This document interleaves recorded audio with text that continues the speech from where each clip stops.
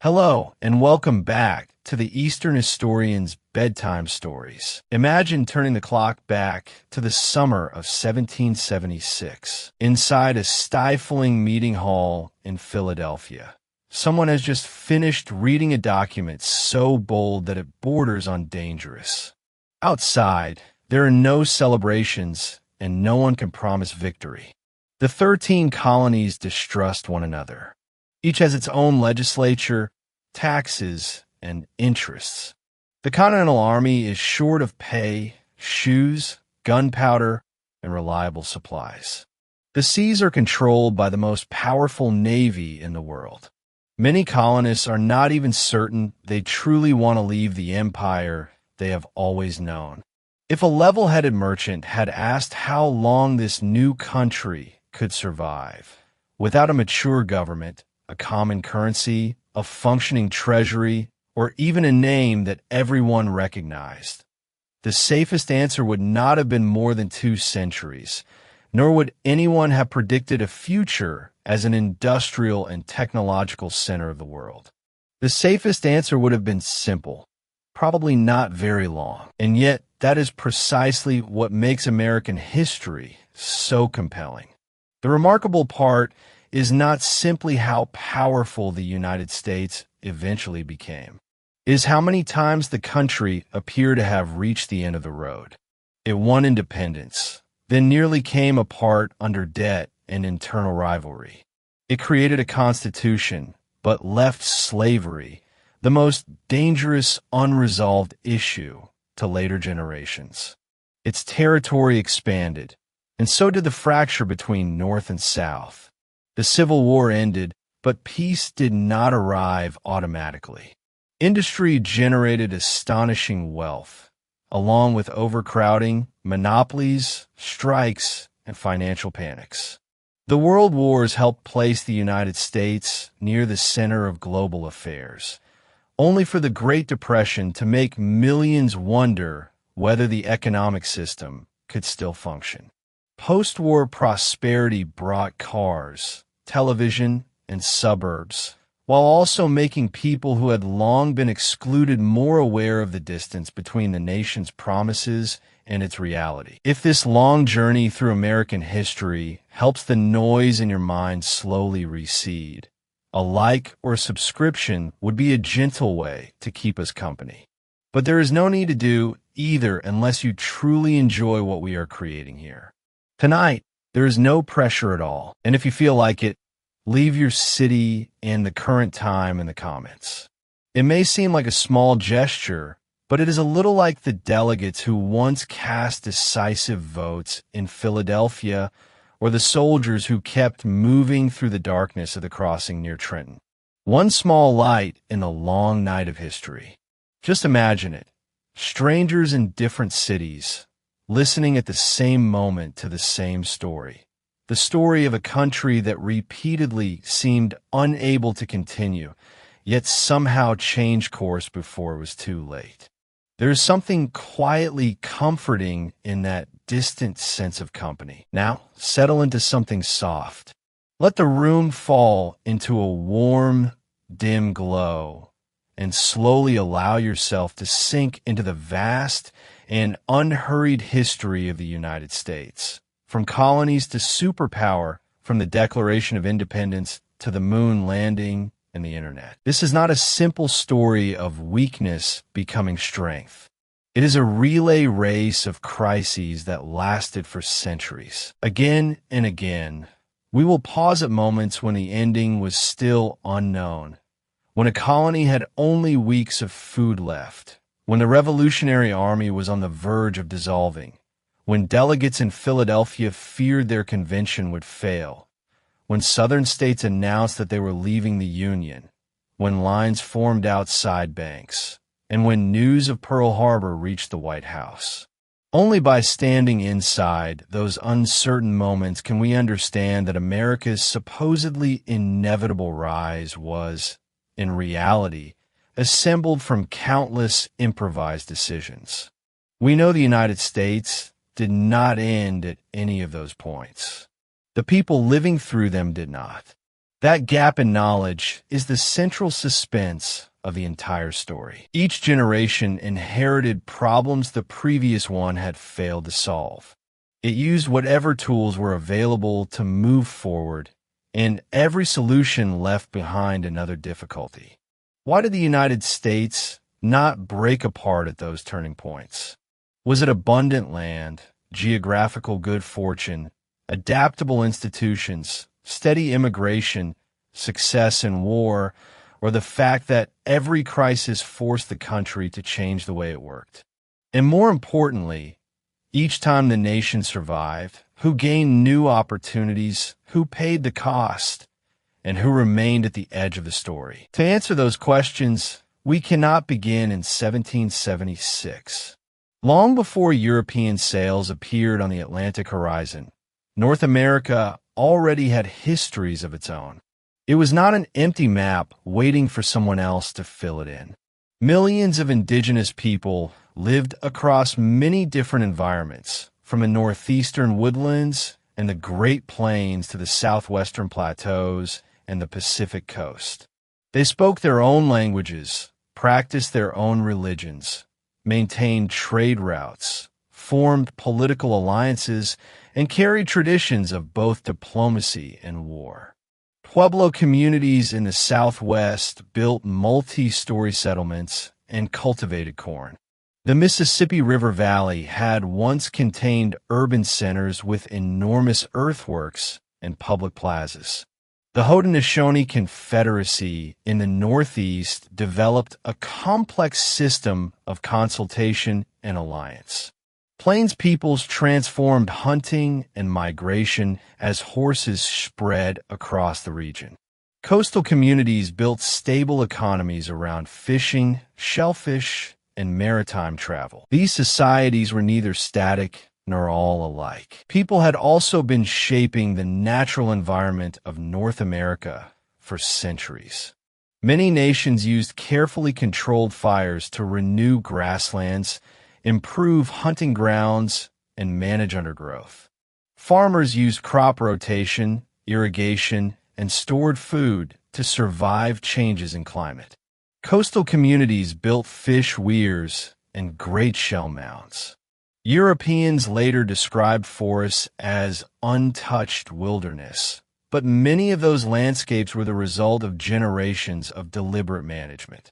Horses, reintroduced by Europeans, spread rapidly through the Southwest and the Great Plains, transforming hunting, warfare, and trade. In other words, long before the United States existed, the continent had already experienced technological change, migration, and political reorganization. American expansion would later be so disruptive because it entered not a frozen world, but a world that was already dynamic and changing. If we lower the camera to the level of ordinary life, pre-contact North America was anything but silent. At dawn, some people tended corn, beans, and squash in river valleys. Others checked fishing nets along the coast. Traders packed pottery, flint, and shells into baskets for exchange. Messengers carried news along forest paths. Hunters followed seasonal movements of animals. Village leaders debated marriages, warfare, and the possibility of a poor harvest. Near the Mississippi River, Cahokia at its height contained monumental mounds and large public spaces, proof that complex urban societies could develop in North America. Many of these sites were later covered by forest and farmland, encouraging later generations to imagine that no large population centers had ever existed. In truth, European colonial expansion did not encounter nature alone. It encountered societies with their own order, memory, and sovereignty. Some communities lived in permanent farming settlements. Others moved with the seasons. Some formed alliances through marriage and trade. Others competed for hunting grounds and river valleys. Exchange networks already crossed the continent. Copper, shells, animal skins, corn, and religious ideas could travel extraordinary distances. Europeans later moved quickly into the interior, not only because they possessed firearms and ocean-going ships, but because they followed rivers, mountain passes, and trade routes that already existed. Yet when new Atlantic routes drew North America into a wider oceanic system, the first overwhelming force to arrive was one local communities could not have anticipated: disease. From the late 15th century onward, European voyagers reached the Americas.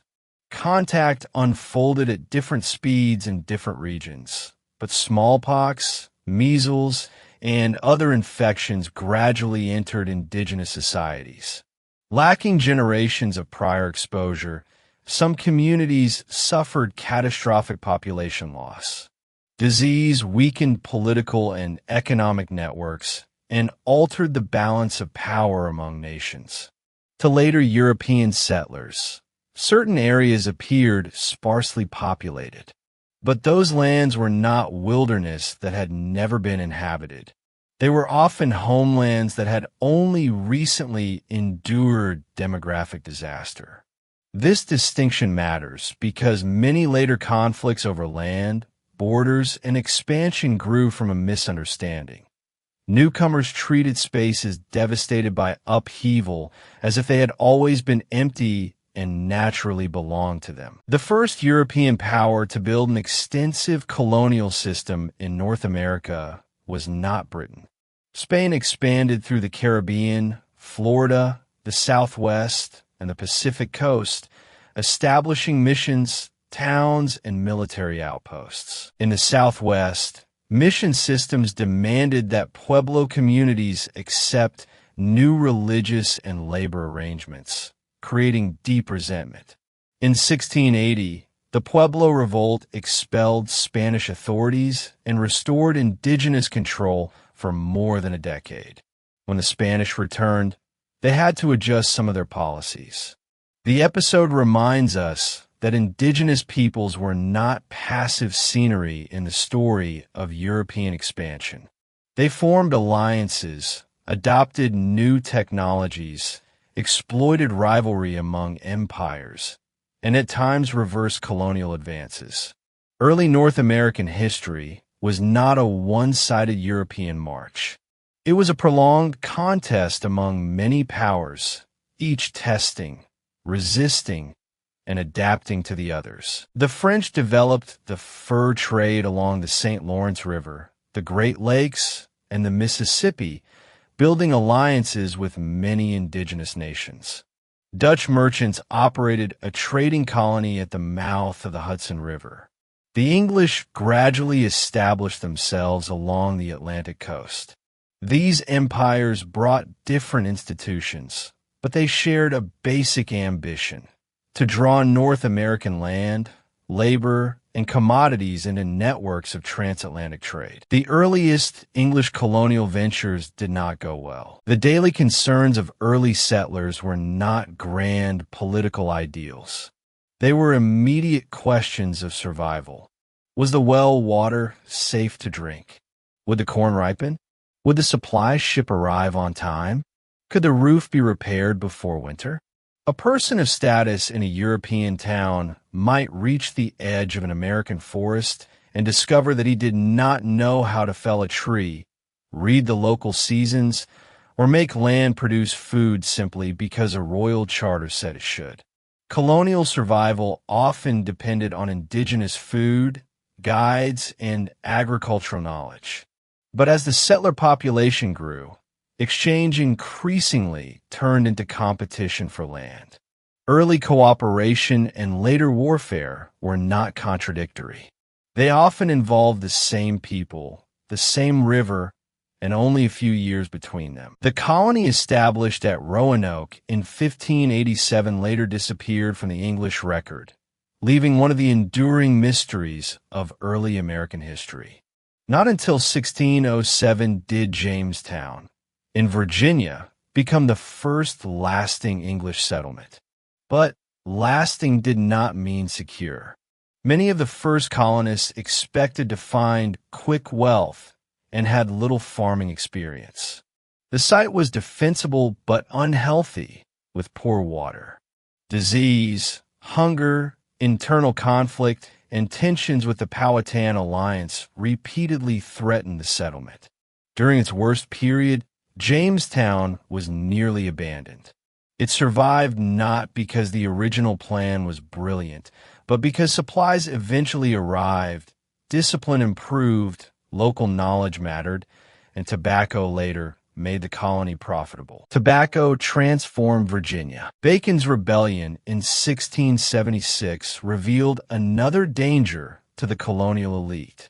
Frontier settlers, indentured servants, and poor farmers formed an armed coalition over land, defense, and the policies of the governor. At one point, they burned Jamestown. The rebellion soon collapsed, but it left planters deeply concerned that European servants, once free, might become a political threat. In the years that followed, colonial laws drew sharper distinctions between white and black status and expanded permanent hereditary enslavement. Racial hierarchy did not appear fully formed on the first day of settlement. It was constructed piece by piece in response to crises of labor, land, and political control. European demand for tobacco grew rapidly. Riverfront land became valuable, and plantations required more workers. At first, many laborers were Europeans who signed contracts for several years of service in exchange for passage and the prospect of freedom. At the same time, around 1619, the first documented Africans were brought to Virginia. In the early period, legal boundaries were not yet completely fixed. But as plantation agriculture expanded, colonial law increasingly linked African ancestry to lifetime, hereditary enslavement. A colonial society that celebrated land and individual opportunity was simultaneously building an economy based on coerced labor. That contradiction did not disappear. It expanded alongside the country itself. Farther north, the New England colonies began from a different set of motives. In 1620, a group later known as the Pilgrims sailed to the vicinity of Cape Cod.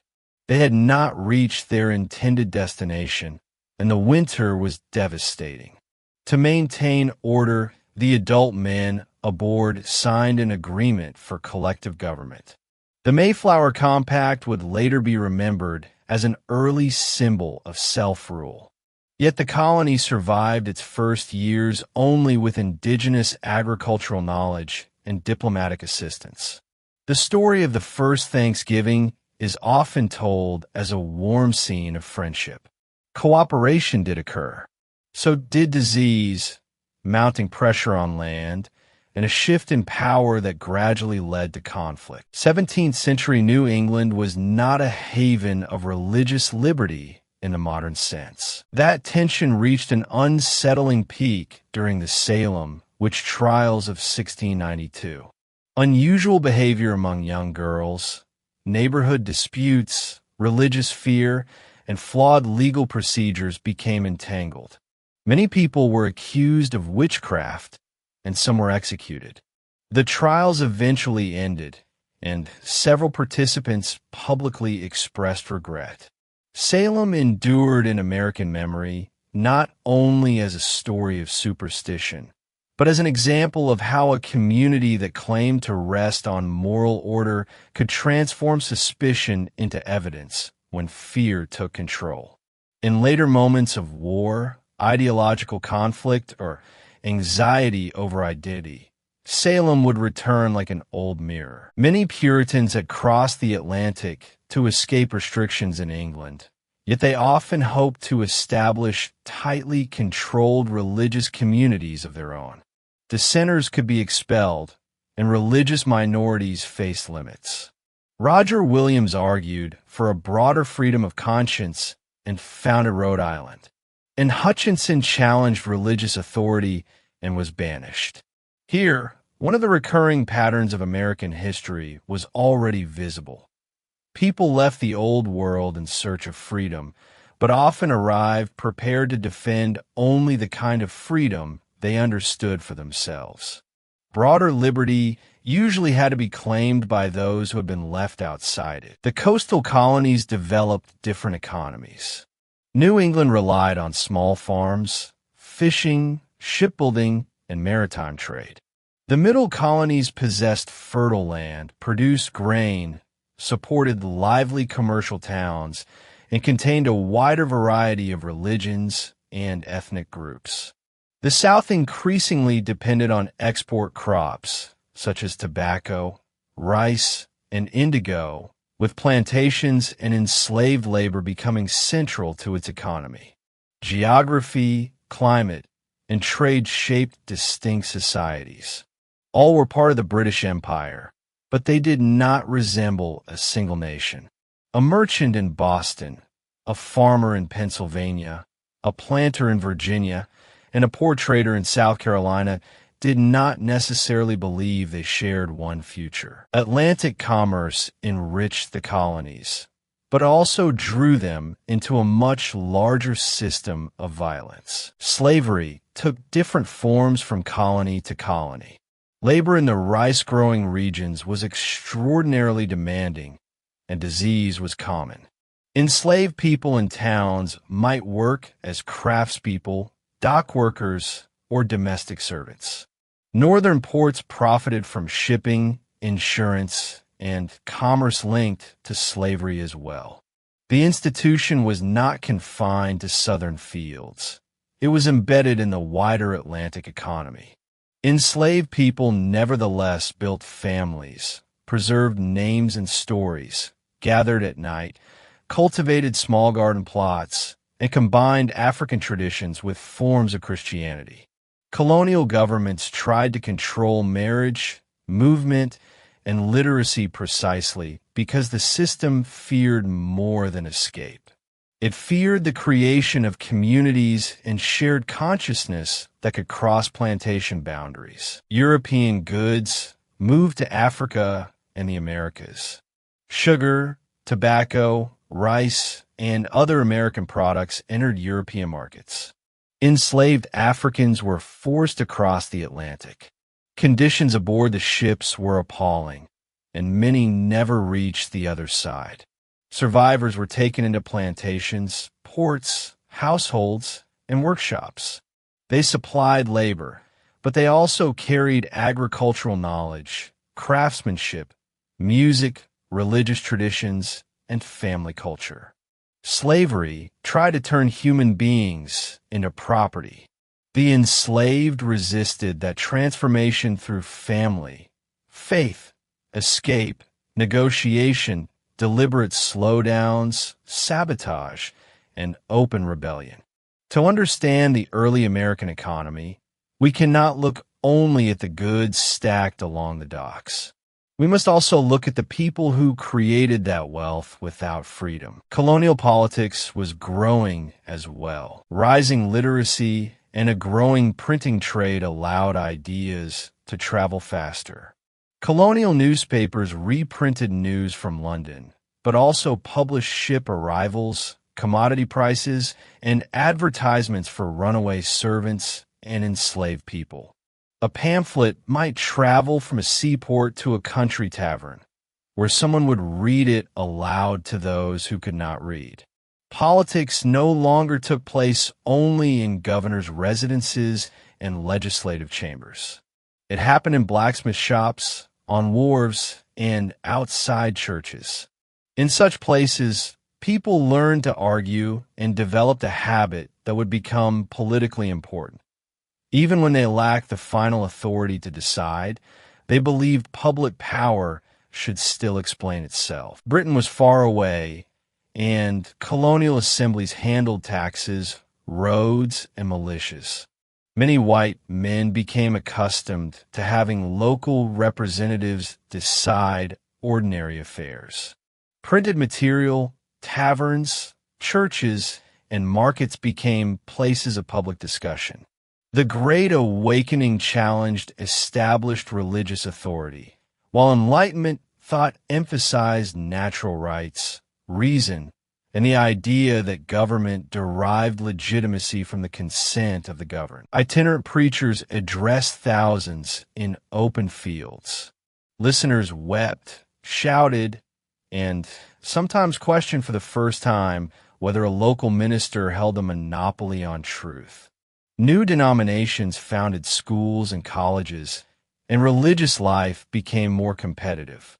Enlightenment ideas spread through letters, clubs, and newspapers among the colonial elite. Religious revival taught ordinary people that they could experience faith directly. Enlightenment philosophy taught them that they were capable of judging public affairs. The two movements came from different sources, but both weakened deference to inherited authority. Long before the revolution began, colonists were already practicing how to say no. They still regarded themselves as British subjects, but they had grown accustomed to managing their own affairs. That habit would soon produce a dangerous question. When London asked them to help pay the costs of empire, would they obey? The answer begins with a war fought on a global scale.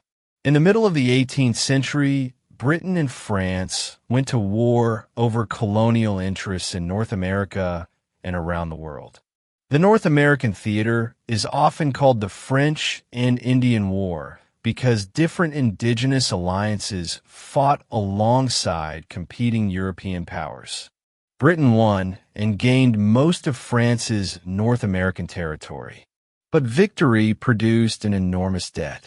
British officials argued that because the war had protected the colonies should bear part of the expense. The colonists replied that they had already contributed men and resources, and that Parliament, where they had no elected representatives, had no right to tax them at will. At first, the dispute did not look like a revolution. Boycotts carried politics into the home. Colonists refused British cloth. Women organized spinning gatherings, and wearing homespun became an act of patriotism. Tea tables, wardrobes, and shop counters turned into political spaces. Merchants worried that prolonged boycotts would destroy profits, while dock workers could lose their jobs when trade slowed. Even the anti-British movement contained conflicting interests. The path from taxation to independence was not a straight line. British policies, colonial resistance, and harsh responses escalated one another. Each side believed the next move would force the other to retreat.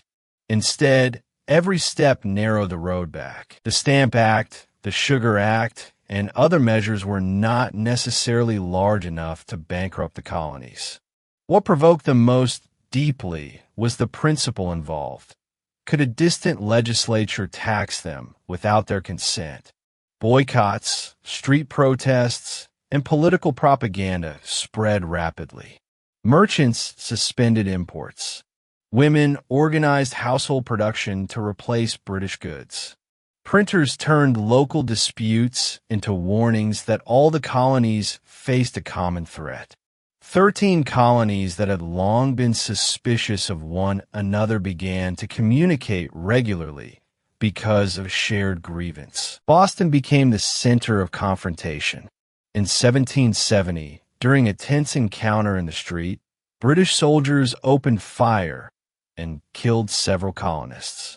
Political organizers described the event as a massacre, inflaming public opinion. 3 years later, protesters dumped East India Company tea into the harbor. The British government responded by closing the port of Boston, restricting self-government in Massachusetts, and tightening military control. Measures intended to isolate one city instead alarmed the other colonies. If Boston could be punished today, they wondered who would be next. The crisis had changed from a dispute over taxes into a struggle over who possessed the right to govern. Even at this point, Britain could still have stepped back, and the the colonists could still have accepted some form of compromise. But both feared that concession would invite greater demands. The empire believed authority that could not be enforced would cease to exist. The colonists believed a right surrendered once would continue to shrink. Many historical ruptures occur not because negotiation is literally impossible, but because both sides come to regard compromise as the beginning of a larger defeat. Before the Revolutionary War began, the psychological war had already lasted for years. In 1774, representatives from the colonies met in the Continental Congress. Many still wanted their traditional rights restored rather than complete independence. But in the spring of the following year, shots were fired at Lexington and Concord, and the crisis moved beyond the point where negotiation was easiest. Farmers, artisans, and militiamen took up arms. The Continental Congress placed George Washington in command of the army. Washington was not an undefeated hero. He had made serious mistakes during his early military career, and he could be cautious to a fault.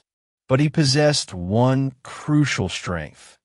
He could keep an army in existence despite competing regional interests and a constantly changing body of soldiers. The central task of the Revolutionary War was not to win every battle. It was to prevent the army from disappearing and to keep the rebellion alive. Early in 1776, Thomas Paine's pamphlet Common Sense attacked monarchy in direct and accessible language, persuading more people to accept the idea of independence. That winter, with the Continental Army encamped near Trenton, the revolutionary cause looked close to collapse. Paine, traveling with the army, wrote words of encouragement, and Washington had officers read them aloud to the troops. The army then crossed the Delaware River in brutal weather and surprised the Hessian forces at Trenton. It was not one of the largest battles of the war, but psychologically it prevented the revolution from dissolving. Nations are not always saved in their grandest victories. Sometimes their fate turns on whether a group of exhausted people will hold on for a few more days. America's first escape from collapse came not through overwhelming strength, but by refusing to allow one defeat to become the final defeat. The revolution depended on far more than orders and generals. Farm women ran households and fields while husbands served in the army. Merchants risked breaking blockades. Free black people and enslaved people chose sides according to where freedom seemed most possible. Couriers carried messages through occupied territory. Spies hid military intelligence inside ordinary letters and shipments. In winter camps, soldiers often needed not heroic slogans, but dry shoes, a hot meal, and pay that had not arrived for months. Washington's most difficult task was to convince men from different states, serving for different lengths of time and often longing to go home, that they were fighting for a common country that did not yet fully exist. In July, the Continental Congress approved the Declaration of Independence. It proclaimed that all men were created equal, that they possessed unalienable rights, and that governments derive their power from the consent of the governed. Those words would become enormously influential. Yet the society of 1776 was nowhere close to fulfilling them. Slavery remained in place. Women had no political rights. Most indigenous peoples were treated as obstacles along an expanding frontier. Property requirements excluded many people from participation. The power of the Declaration lay not in its accurate description of the society that produced it, but in the public standard it created. If rights belonged to human beings, then who exactly would be counted as fully human? The Declaration did not make the British Army leave. Instead, The war entered an even more dangerous stage. Britain occupied New York. Washington's forces repeatedly retreated. Soldiers reached the end of their enlistments, and morale fell. The raid at Trenton bought the Revolution time, but the victory at Saratoga transformed the international situation. France decided that the American rebellion had a real chance of success and entered the war openly. French money, weapons, troops, and naval power became crucial. Spain and other states also pressured Britain from different directions. What had begun as a colonial rebellion became part of a broader contest among European empires. The war lasted for years, and the choices made by ordinary people were far more complicated than later patriotic narratives often suggest. After the war, Loyalists faced confiscation of property and social exclusion. Tens of thousands left for Canada, Britain, or other colonies. Those who remained had to be absorbed back into their communities. The revolution, therefore, produced a redistribution of people and wealth, as well as political independence. To supporters of independence, loyalists could appear to be traitors.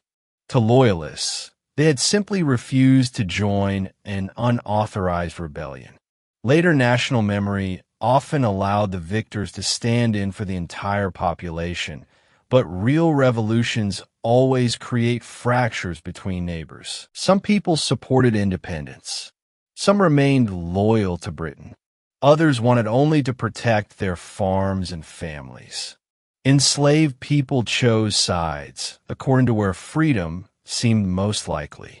Indigenous nations made decisions based on their own security and territorial interests, and most had little reason to believe settler expansion would stop. The war brought requisitions, inflation, property loss, and divided communities. Even within a single family, different loyalties could emerge. The United States was not born from perfect unity. It emerged from argument, hesitation, and choices that people were often forced to make. In 1781, a French fleet blocked the escape route by sea. American and French forces surrounded Yorktown, and the main British army surrendered. Chance played a part in the victory at Yorktown. The French fleet happened to gain control of the crucial waters. The Allied army had to move rapidly and secretly south from the New York area. British commanders misread Washington's intentions.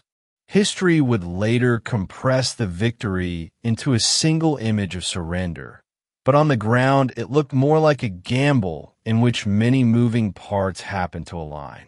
Americans learned an easily forgotten lesson. Independence had not been won by their efforts alone. Diplomacy, credit, and foreign allies had mattered from the first days of the nation.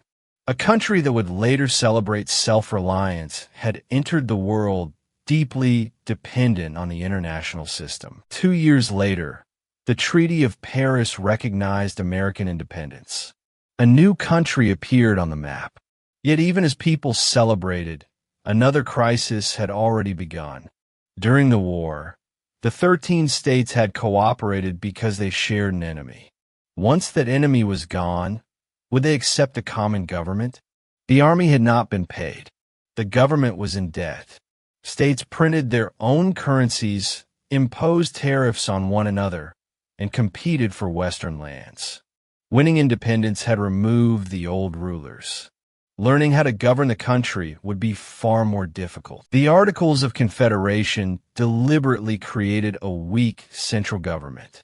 The colonists had just fought against distant power and had no desire to build another powerful authority above them. Congress could declare war, negotiate treaties, and conduct foreign affairs, but could not tax individuals directly. There was no independent executive and no national court system.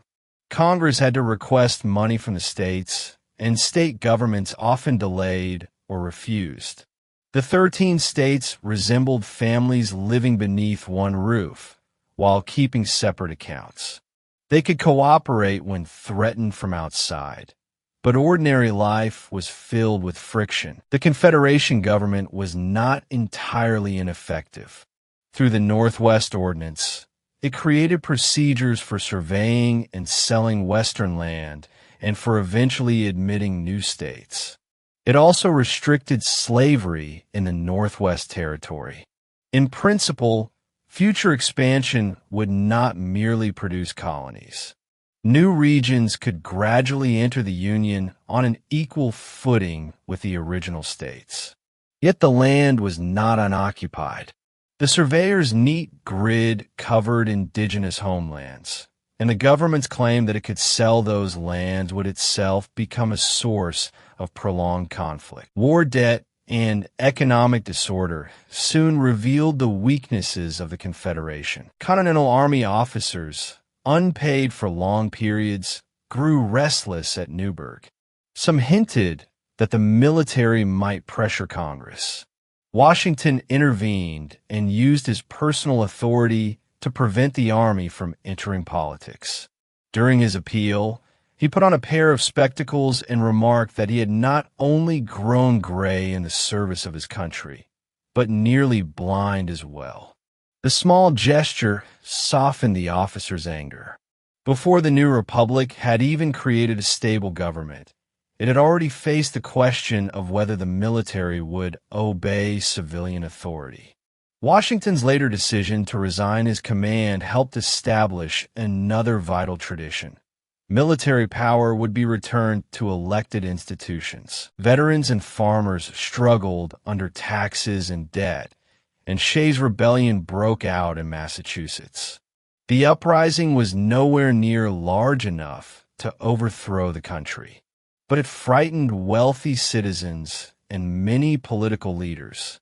If the government could not stabilize the currency, pay its debts, protect property, and control unrest, they feared that the achievements of the revolution might disappear into disorder. A seemingly contradictory idea gained support. Preserving the liberty won in the revolution might require a government stronger than the one that currently existed. In 1787, delegates met secretly in Philadelphia. Officially, they had gathered to repair the Articles of Confederation. In reality, they designed an entirely new constitution. The arguments were fierce. Large states wanted representation based on population. Small states feared being swallowed, producing the compromise of a two-house legislature. Some delegates wanted a strong executive but feared creating another king, so they designed fixed terms, elections, and impeachment. The division of authority between the national government and the states could also be settled only through compromise. The Constitution was not a perfect answer suddenly discovered by wise men. It was a set of rules created by people who distrusted one another, allowing conflict to continue without turning immediately into national breakup. The most painful compromises concerned slavery. Southern slave states wanted enslaved people counted when representation was distributed, while refusing to grant those people rights. Some Northern delegates opposed slavery, while others placed Union and commercial interests first. The final Constitution counted enslaved people through a fractional formula and compromised over the slave trade and the return of fugitives. The document avoided using the word slavery, yet protected central interests of the institution. That protection helped make the new government possible, but it also planted a political and moral explosive inside the national structure. Every later movement westward would revive the same question. Would slavery be allowed in the new land? One day, that question would make compromise impossible. The Constitution did not win acceptance automatically. Debates over ratification reached towns across the states. Supporters feared that without the new Constitution, trade and public credit would remain chaotic. Opponents asked whether the president would become a king, whether federal courts would overpower local juries, and whether a standing army would endanger liberty. Newspapers carried long essays under pen names. Taverns and county meetings were filled with argument.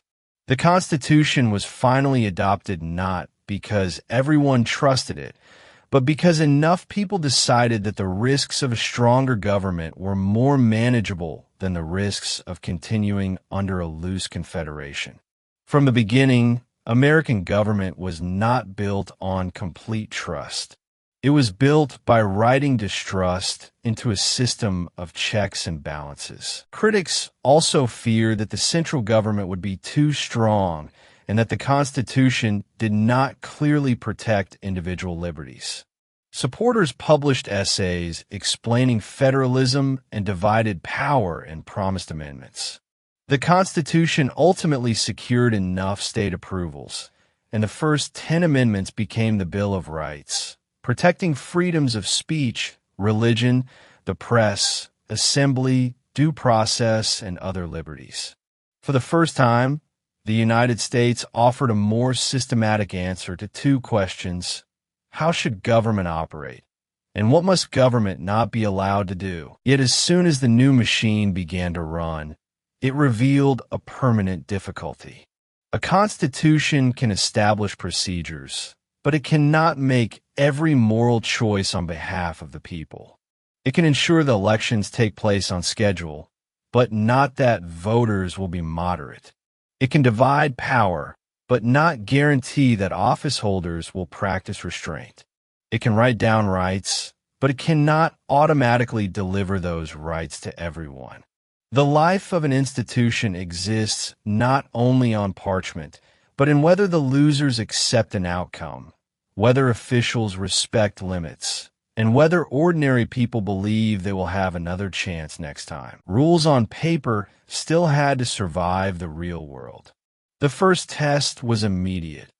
How could a country that had never had a president transfer executive power without making the process resemble royal succession? When George Washington became president, there was no precedent to follow. The new government first operated in New York, then moved to Philadelphia, and only later built a permanent capital on the Potomac River. Washington City was designed on a grand scale, but in its early years it was muddy and thinly populated, with government buildings still unfinished. Placing the capital between North and South was itself an act of political balance. Federal employees had to carry files, furniture, and ordinary supplies into a city that remained a construction site. National symbols often appear solemn in retrospect, but the real work of building a government involved bills, delays, housing shortages, and departments learning how to function together. Even the grandest institutions survive only because clerks, postal workers, and accountants perform ordinary tasks every day. No one knew what a president should wear, where he should live, how people should address him, or how a cabinet, treasury, and foreign policy should operate. Washington avoided royal ceremony while trying to give the government dignity and stability. Treasury Secretary Alexander Hamilton proposed that the federal government assume state debts, establish national credit, create a bank, and encourage manufacturing. He believed that a government unable to manage its debts could not survive a serious crisis. Opponents feared that his program would make financiers and the central government too powerful. America's first-party divisions formed around questions that would never entirely disappear. How much power should the national government possess? And what kind of economy should the country build? The Washington administration's enforcement of the whiskey tax provoked resistance in western Pennsylvania. To people who remembered the revolution against British taxation, the new government seemed to be doing something remarkably similar. The difference was that this tax came from a government elected under the Constitution. Washington demonstrated that the federal government had the power to enforce its laws while trying to prevent the protest from becoming a bloodbath. The episode sent a clear message. Unlike the government under the Articles of Confederation, the new federal system would not be helpless when challenged at home. It also reminded Americans that a government created by a revolution would not automatically satisfy everyone. Foreign affairs were even more dangerous. After the French Revolution, Britain and France returned to war, and Americans divided into pro-French and pro-British camps. Washington chose neutrality because the young country could not afford to enter another European conflict.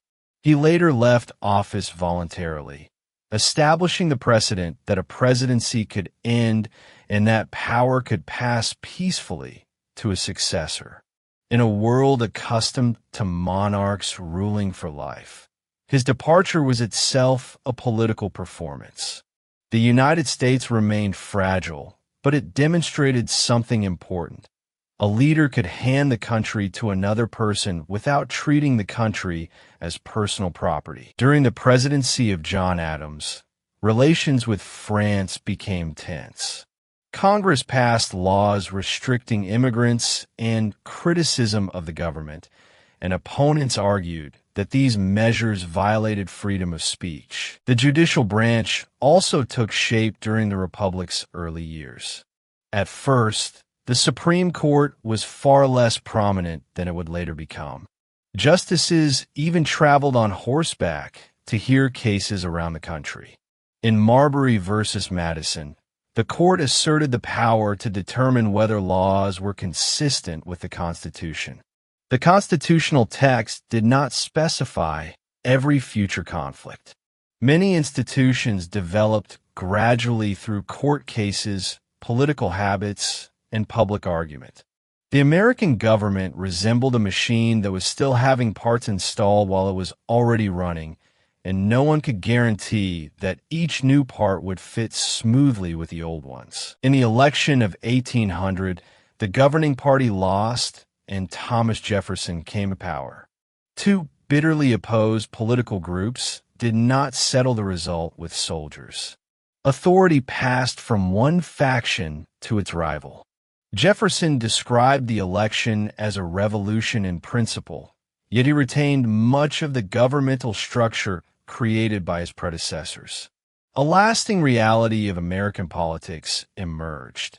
Parties could fight fiercely, but the winner usually had to govern through institutions inherited from the people it had defeated rather than tearing everything down and beginning again. Jefferson believed in an agrarian republic and feared that urban finance and a standing army would corrupt liberty. He also faced competition between presidential and judicial power, attacks by pirates on American shipping, and the effects of European war on trade. Hoping to avoid military involvement, his administration imposed an embargo. American merchants and port economies suffered first.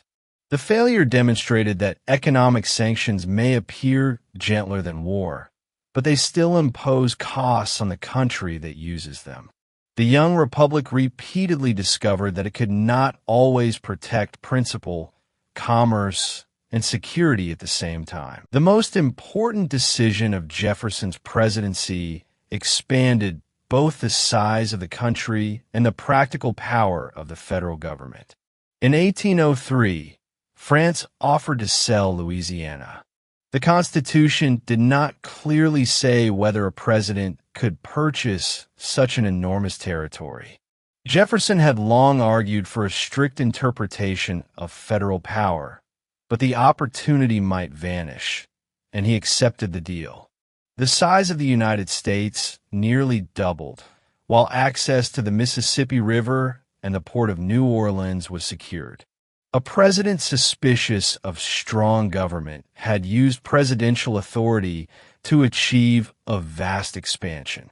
The struggle between principle and practical opportunity would return again and again. The Lewis and Clark expedition then crossed the continent, recording geography, plants, animals, and possibilities for trade. Sacagawea's languages and local knowledge helped the expedition communicate. Later American narratives often describe the journey as a discovery of the West. But the rivers and mountain passes were already known to the indigenous people who lived along them. The expedition's true significance was not that it found an empty land. It marked the federal government's systematic effort to understand, map, and declare an interest in the region. The clearer the maps became, the easier it was for settlers, merchants, soldiers, and land speculators to follow. Conflict with Britain had not ended. On the northwestern frontier, warfare between American settlers and indigenous confederacies also determined whether the Republic could expand. An indigenous alliance inflicted a devastating defeat on federal troops, one of the new government's worst early military disasters. Only after General Anthony Wayne reorganized the army and won a later victory did the Treaty of Greenville force Native nations to surrender much of present-day Ohio. Settlers then moved in rapidly. The episode revealed one of the federal government's most practical early powers, converting claims drawn on a map into control on the ground. To Eastern politicians, this was national growth. To the native nations of the region, it was the steady destruction of diplomatic space. The British Navy stopped American merchant ships, impressed sailors into service, and was suspected of supporting indigenous resistance in the West. Some Americans wanted war to defend national honor and even imagined that Canada could be conquered with ease. In 1812, Congress declared war on Britain. The opening campaigns were confused and unsuccessful. British troops briefly burned Washington. Yet the American Navy won several engagements, while the defense of Baltimore and the Battle of New Orleans entered national legend. The peace treaty resolved few of the underlying issues, but many Americans came away believing that the Republic had survived a second war of independence. Nationalism rose after the conflict, and support grew for roads, canals, banks, and protective tariffs. In 1823, President James Monroe declared that European powers should not interfere in the newly independent nations of the Americas, while the United States would avoid Europe's internal conflicts.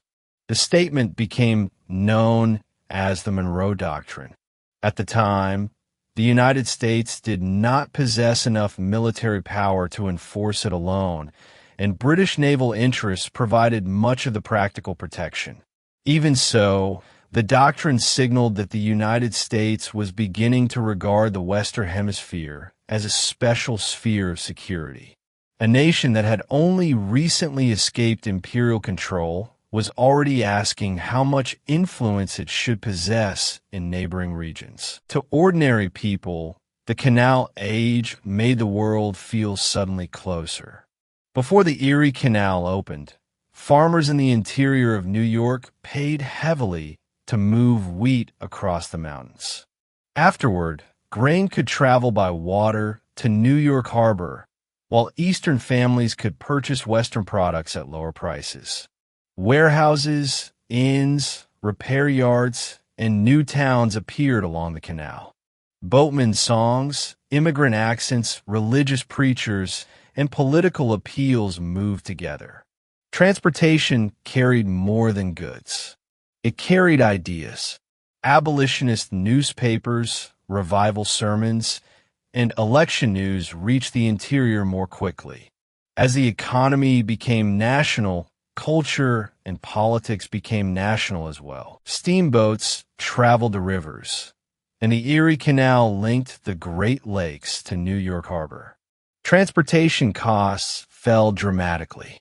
Farm products once sold only nearby could reach distant markets, while manufactured goods from the east moved inland. Ordinary farmers became increasingly dependent on prices, credit, and transportation. The United States was changing from a collection of relatively separate local economies into an interconnected market. Prosperity appeared to be the answer, but it immediately created new risks. When banks tightened credit or cotton prices fell, crisis could travel along the same network. The Panic of 1819 gave many Americans their first experience of a nationwide economic collapse. The market revolution also altered family life. Households had once produced clothing, soap, and many of their own tools. As store-bought goods became more common, families increasingly used cash. Men were more often defined as earners who worked outside the home, while white middle-class women were portrayed as the moral center of domestic life. Poor women, farm women, black women, and immigrant women, however, never truly left the world of labor. Schooling expanded, and children were gradually reimagined not primarily as household workers, but as people requiring years of education. Economic change quietly rewrote assumptions about what husbands, wives, and children were supposed to do. Those assumptions would later become targets of the women's rights movement. Land speculators failed. Farmers lost property. Workers lost jobs. People began to wonder whether banks and government existed mainly to protect a small class. At the same time, the cotton economy expanded with extraordinary speed. The cotton gin made short-staple cotton easier to process, and textile mills in Britain and the United States demanded more raw fiber. Plantations spread westward, and enslaved people were forcibly moved from the Upper South into the Deep South.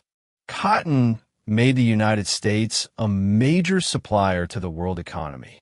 It also transformed slavery from an institution many had expected to fade into the highly profitable center of a growing economic system. From the Chesapeake to the lower Mississippi Valley, the domestic slave trade sold hundreds of thousands of people south and west. Families could be separated through auction and forced migration. Newspaper advertisements listed a person's age, skills, and physical condition as commercial details. Planters used account books to measure output, but they could never fully control the minds of those they enslaved. Secretly learning to read, maintaining religious gatherings, breaking tools, slowing work, escaping, and openly resisting were all forms of defiance. Slavery required patrols, passes, and harsh laws precisely because enslaved people never accepted that they were merely property. A congressional dispute that appeared technical now exposed the country's most dangerous fracture. Missouri sought admission as a slave state, threatening the balance between free and slave states in the Senate. The Missouri Compromise of 1820 temporarily settled the issue.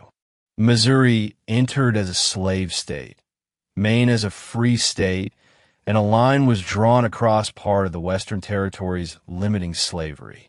Many celebrated the agreement as a triumph of peace. In reality, it had placed only a temporary mark on a map. Every new piece of land would revive the question.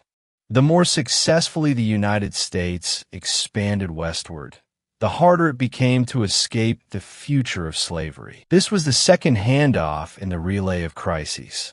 The generation of independence had built a nation through compromise. The generation of expansion discovered that compromise was borrowed time, and interest was always coming due. The more valuable cotton became, the less willing the South was to abandon slavery. The faster the North grew in population and industry, the more the South feared losing power inside the Union. Every new Western state forced the Senate balance to be calculated again. On the surface, the nation was digging canals, building cities, and creating wealth.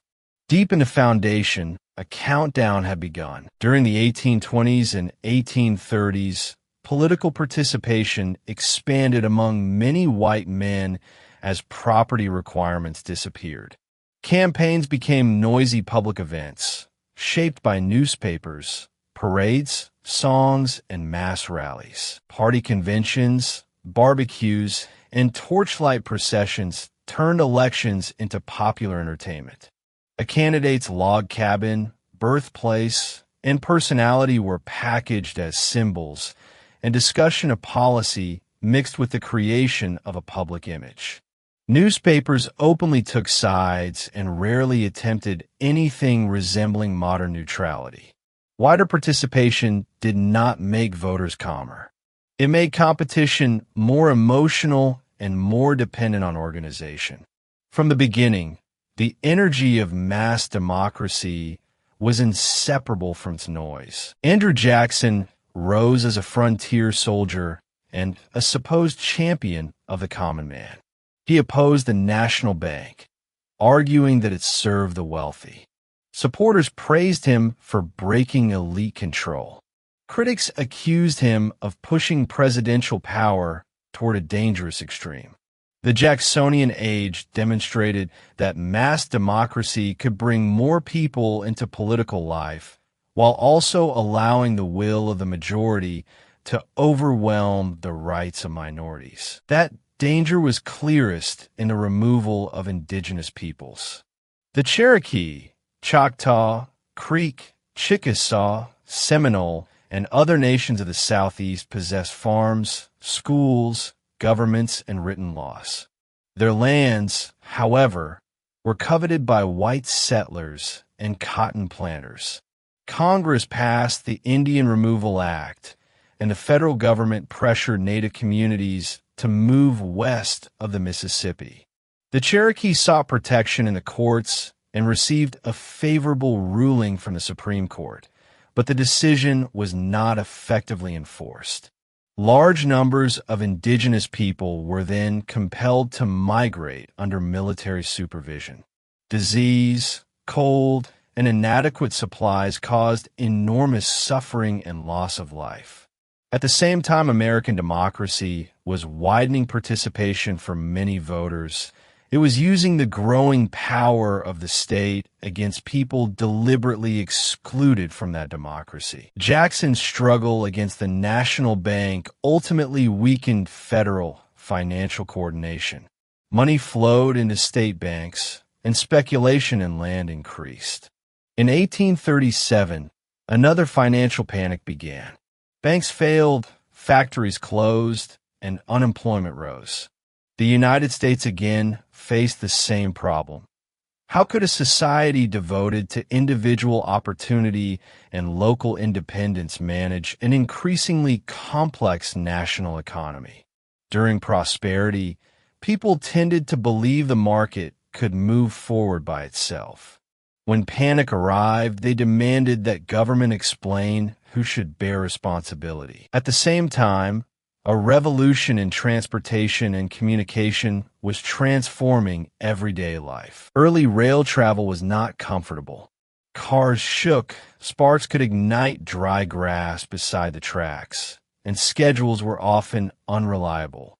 Towns originally kept local time according to the sun, so clocks could disagree as a train passed from one community to another.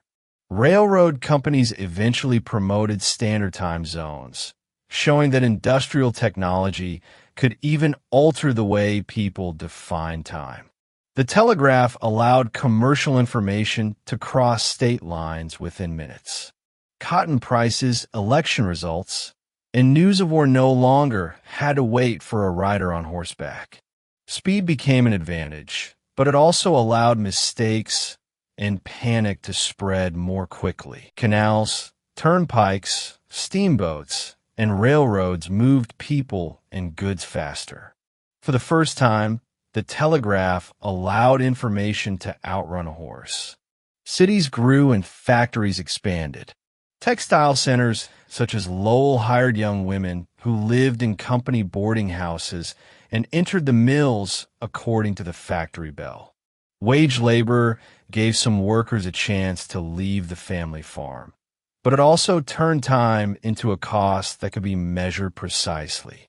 Machines did more than raise output.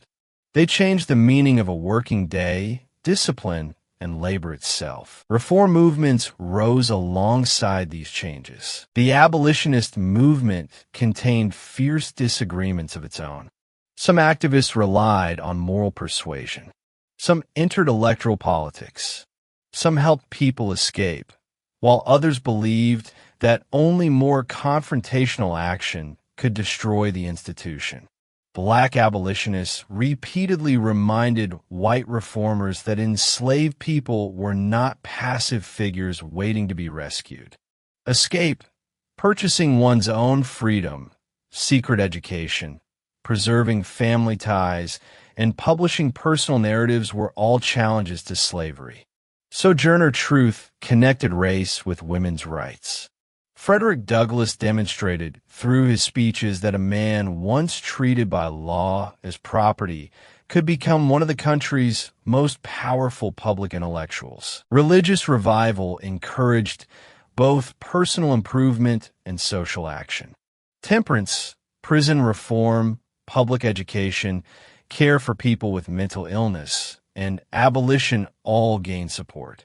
Horace Mann promoted public schools, arguing that a republic required educated citizens.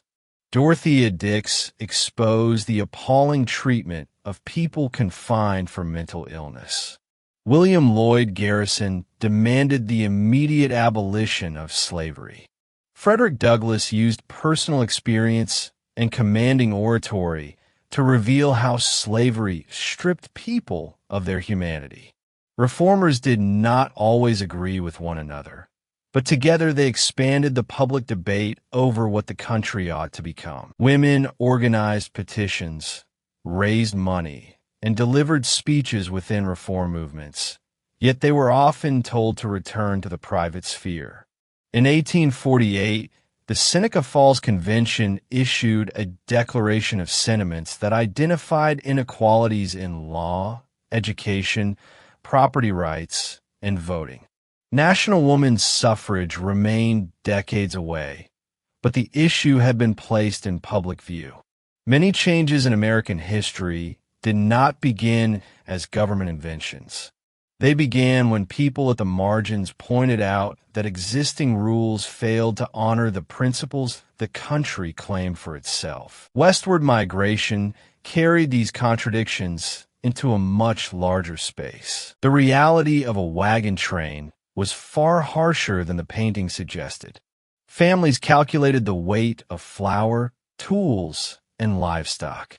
Flooded rivers, broken axles, and disease could force them to abandon possessions. Furniture and wagon wheels left along the trail recorded a repeated effort to lighten the load enough to keep moving. Mormons left the Midwest after religious conflict and built communities in the Salt Lake Valley. Merchants established posts along the routes. The Army built forts. The frontier was not a neat line moving steadily westward. It was a shifting collection of roads, settlements, and zones of conflict appearing at the same time. Newspapers, land companies, and politicians advertised Western opportunity. Families traveled the Oregon Trail in wagons. Farmers looked for cheap land, merchants for new markets, and religious communities for places to settle. During the 1840s, the phrase manifest destiny became popular, suggesting that American expansion was natural and perhaps even divinely intended. Expansion also provoked intense opposition in Congress. Abraham Lincoln, then a young congressman from Illinois, questioned the president's account of how the war with Mexico had begun. The writer Henry David Thoreau was briefly jailed for refusing to pay a tax that supported the war and later developed his ideas about civil disobedience. David Wilmot proposed banning slavery in territory acquired from Mexico. His proposal did not become law, but it brought sectional division into the open. The faster the military victory came, the sharper the conflict over its rewards became. Every new territory acquired by the United States added weight to a beam that was already cracking. Any expansion described as destiny still meant, on the ground, that particular people had to surrender land. Indigenous nations, Mexican residents, and different immigrant communities did not experience abstract changes on a map. They experienced sudden changes in law, military authority, and the rules of property. Texas had once been part of Mexico. Large numbers of American migrants settled there, and some brought enslaved labor with them. As conflict with the Mexican government deepened, Texas fought a revolution, established an independent republic, and later sought annexation by the United States. Disputes over slavery and relations with Mexico delayed the process until 1845. A border conflict soon led to the Mexican-American War. American forces won, and the resulting treaty transferred an enormous region, including California and New Mexico, to the United States. The national map now nearly reached the Pacific. Victory, however, brought no stability. Instead, the new territory revived the question no one could escape. Would slavery expand westward? In 1848, gold was discovered in California. The gold rush transformed the lives of indigenous people as well. Miners seized rivers, polluted water sources, and entered native villages. State and local forces imposed forced labor, removal, and violence, and California's indigenous population fell dramatically. Gold is often portrayed as an abrupt change in individual fortune, but wealth was never simply picked up from empty ground. It depended on water rights, mining claims, transportation, and law enforcement. Those rules were generally made by newcomers who quickly gained superiority in numbers and force. Once the news spread, prospectors poured into California, and San Francisco expanded at extraordinary speed. Stores, hotels, shipping, and finance often produced steadier fortunes than mining itself. People arrived from Latin America, Europe, Asia, and elsewhere.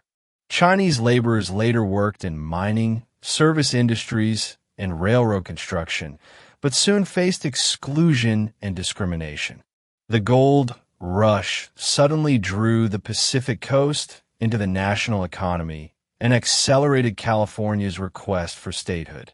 People were moving far faster than political compromise could keep up. The Compromise of 1850 attempted once again to preserve the balance. Henry Clay, Daniel Webster, and John C. Calhoun, the great architects of compromise, belonged to an older generation of politicians who still believed the Union could be maintained through congressional bargaining. A new generation of voters, however, increasingly received information from sectional newspapers. Railroads and the telegraph turned local disputes into national controversies with remarkable speed. An incident in one place could become national outrage within days.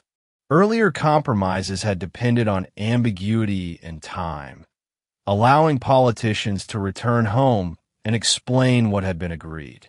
The new media environment rewarded the clearest and most dramatic positions. Technology connected the country more closely while synchronizing its political anger. California entered the Union as a free state.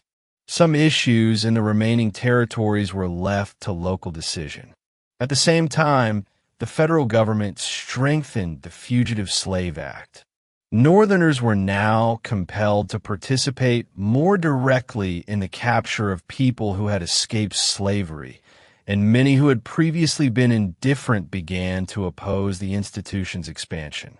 Enslaved people fled through networks later known collectively as the Underground Railroad, reaching free states in Canada with the help of people who provided shelter and routes.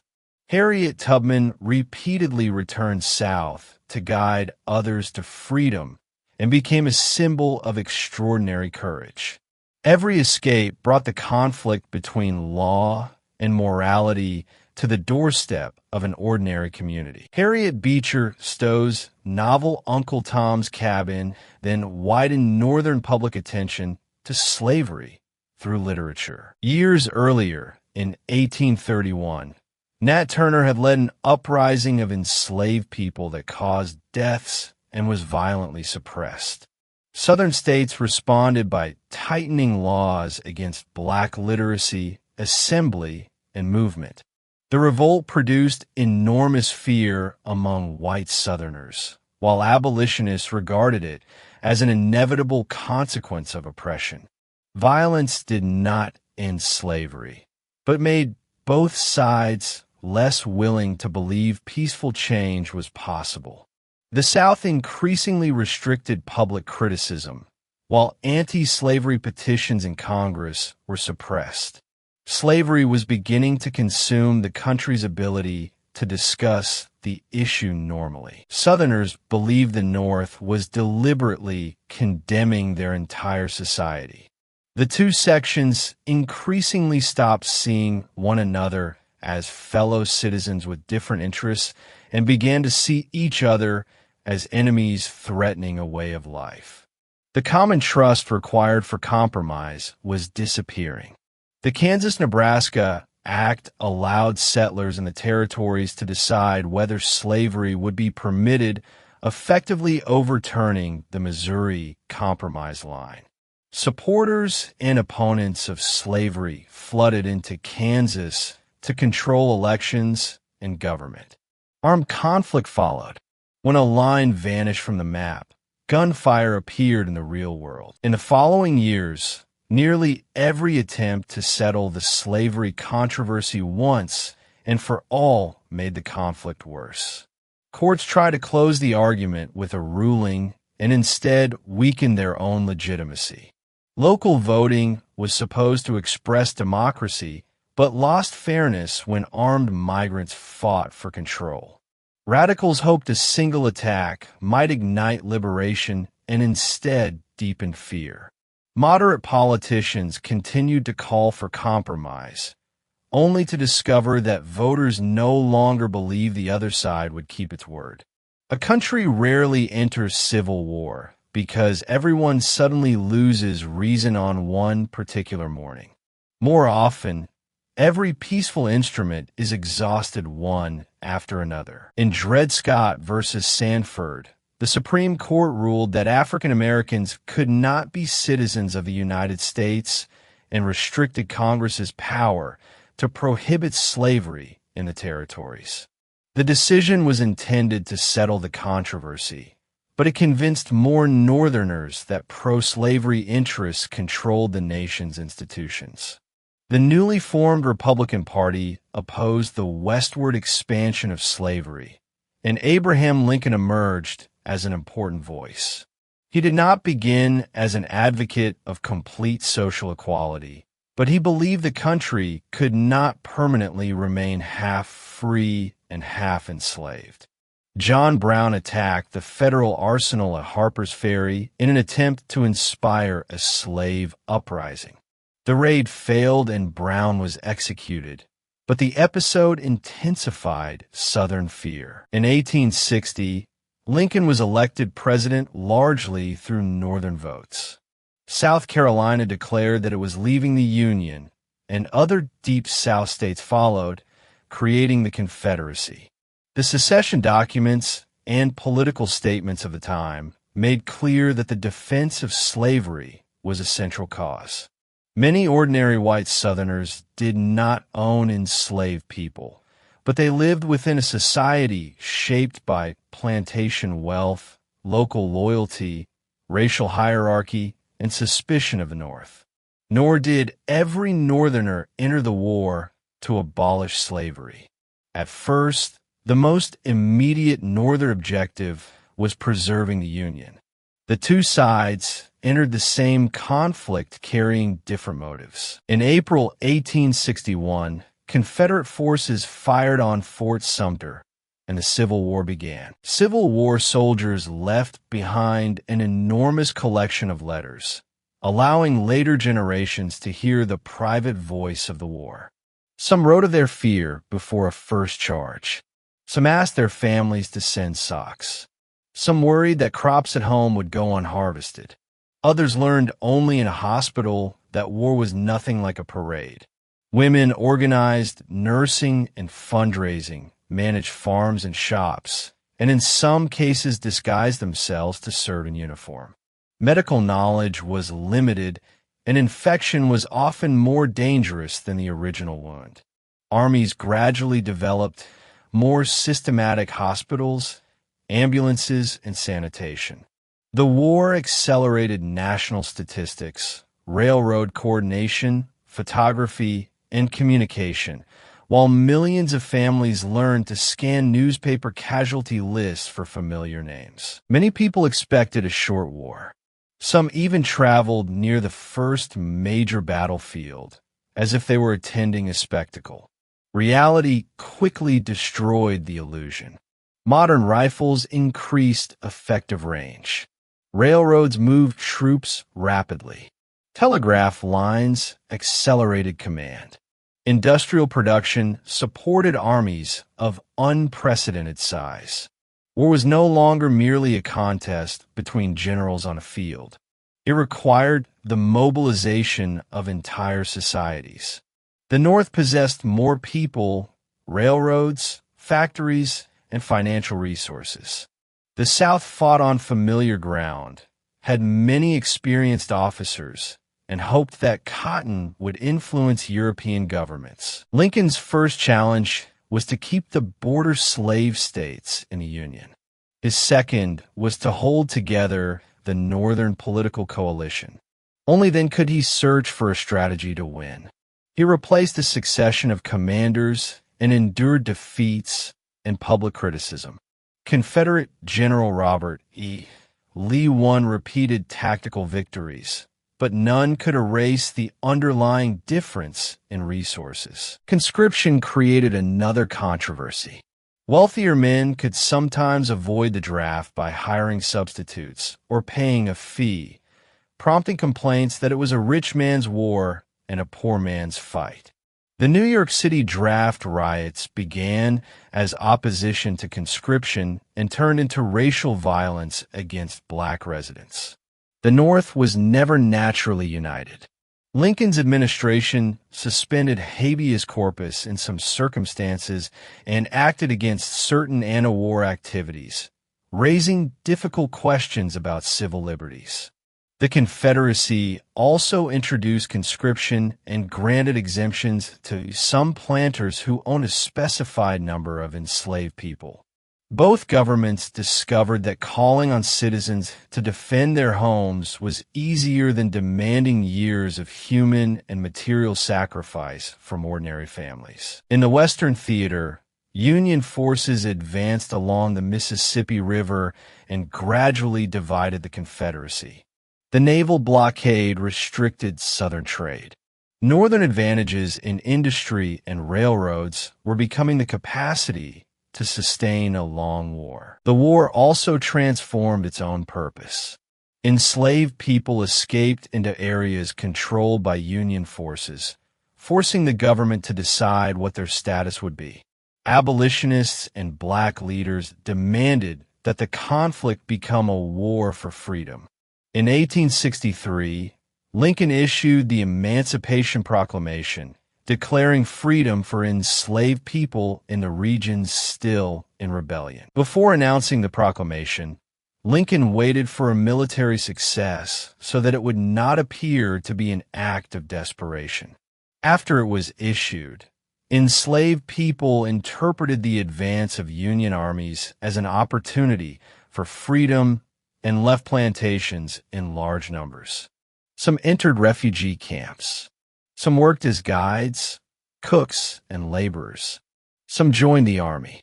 A presidential document gave freedom a legal direction, but countless people turned it into reality with their own movement. Military policy and action from below reinforced each other until restoration of the old slave system became increasingly impossible. The proclamation did not free everyone immediately, and it did not apply to slave states that had remained in the Union. But it changed the nature of the conflict, made European support for the Confederacy more difficult, and opened formal military service to African American soldiers. About 180,000 black men ultimately served in the Union Army. They fought not only for the Union, but for their own freedom and the freedom of their families. That same year, Gettysburg stopped Lee's advance into the North, while the fall of Vicksburg gave the Union control of the Mississippi River. In the Gettysburg Address, Lincoln described the war as a test of whether equality and democratic government could survive. In only a few minutes, he connected the Declaration of 1776 to the present conflict. The nation was no longer fighting merely to preserve an old political arrangement. It had to decide whether the promise made at its founding would acquire a more genuine meaning. During the final stages of the war, Ulysses S. Grant commanded Union forces and used relentless pressure to exhaust the South.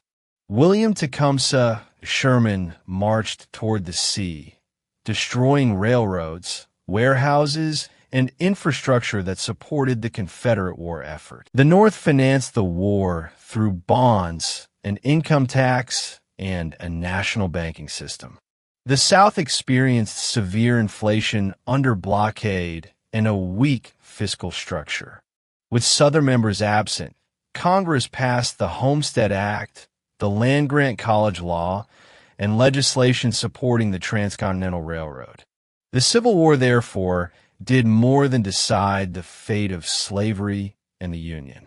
Even amid the fighting, it shaped the future of agriculture, education, transportation, and national government.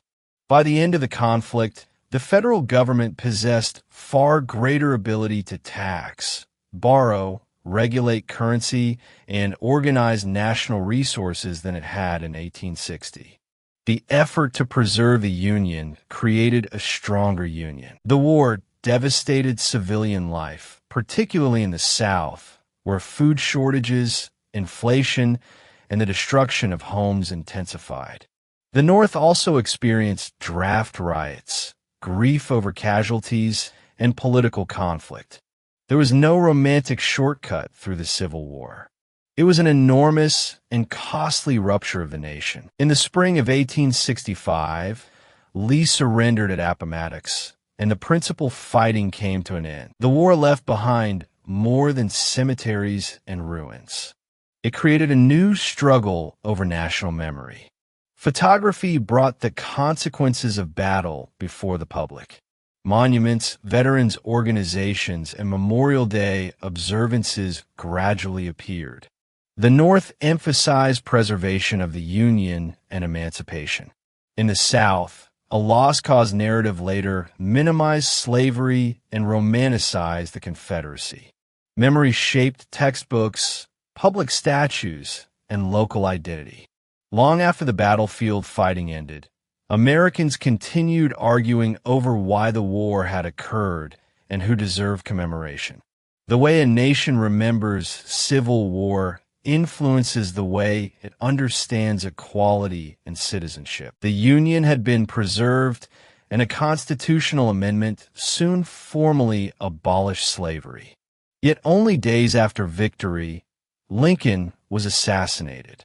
The country had just answered the question of whether the Union could be divided. It immediately faced more difficult ones. How would 4 million newly free people live? How would Southern society be rebuilt? When and under what conditions would former Confederate states return? Who would protect the rights of freed people?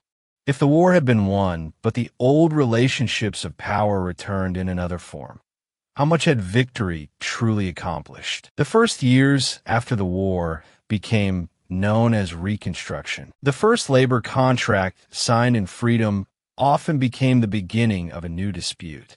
Planters wanted to restore old habits of discipline. Freed people wanted to choose employers, decide whether family members would work in the fields, and control their own time. Because large-scale redistribution of land did not take place, many entered sharecropping arrangements and paid rent with a portion of the crop. Buying seed and tools on credit left families indebted to local stores, while landlords or merchants controlled the accounts. People who were legally free could still find it extremely difficult to leave the land. The success of Reconstruction, therefore, depended not only on whether someone could vote, but also on whether that person possessed an independent means of living. The federal government created the Freedmen's Bureau to provide food, medical assistance, support for labor contracts, and education. One of the most urgent desires among people emerging from slavery was the reunification of families. Slavery had separated husbands and wives, parents and children. After the war, people crossed state lines searching for relatives and placed notices in newspapers. Schools appeared rapidly, and adults studied beside children. Literacy meant more than knowledge. It meant the ability to read a contract, understand a law, and participate in politics. Freedom was not a single announcement. It had to become land, wages, education, security, and control over family life. Constitutional amendments abolished slavery, established citizenship and equal protection, and protected the voting rights of black men. Black political activity during Reconstruction was not an illusion imposed from outside. Freed people held conventions, organized local Republican groups, purchased land and church buildings, and elected representatives whose backgrounds included teaching, ministry, skilled trades, and military service. They supported public education, roads, and fair systems of taxation. The South's first broad public school systems expanded during this period, benefiting many poor white children as well. Reconstruction governments experienced corruption and factional conflict, but these problems were hardly unique compared with other governments of the era.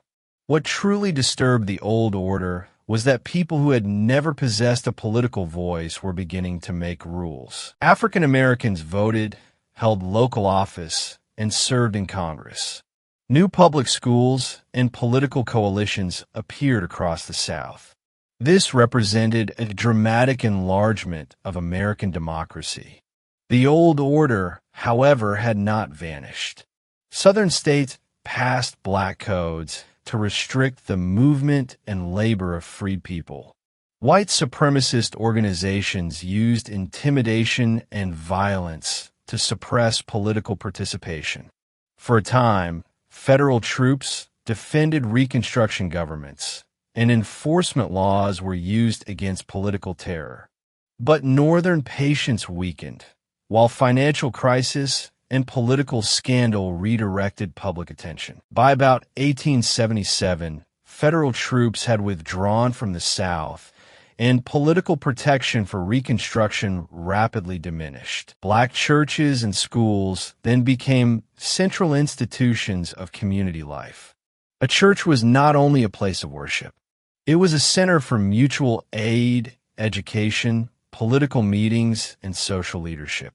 Teachers built schools with minimal resources, and families sacrificed income so that children could study. Even when voting rights were suppressed, knowledge and organizing experience survived and passed to the next generation. The civil rights movement would later mobilize quickly, not because it appeared from nowhere, but because these institutions did not disappear during the most difficult years. The Panic of 1873 accelerated the retreat. Railroad speculation and the contraction of credit produced a long depression. Northern voters focused increasingly on unemployment and business, and political resources devoted to Southern rights declined. Reconstruction was not simply declared a failure on a single day.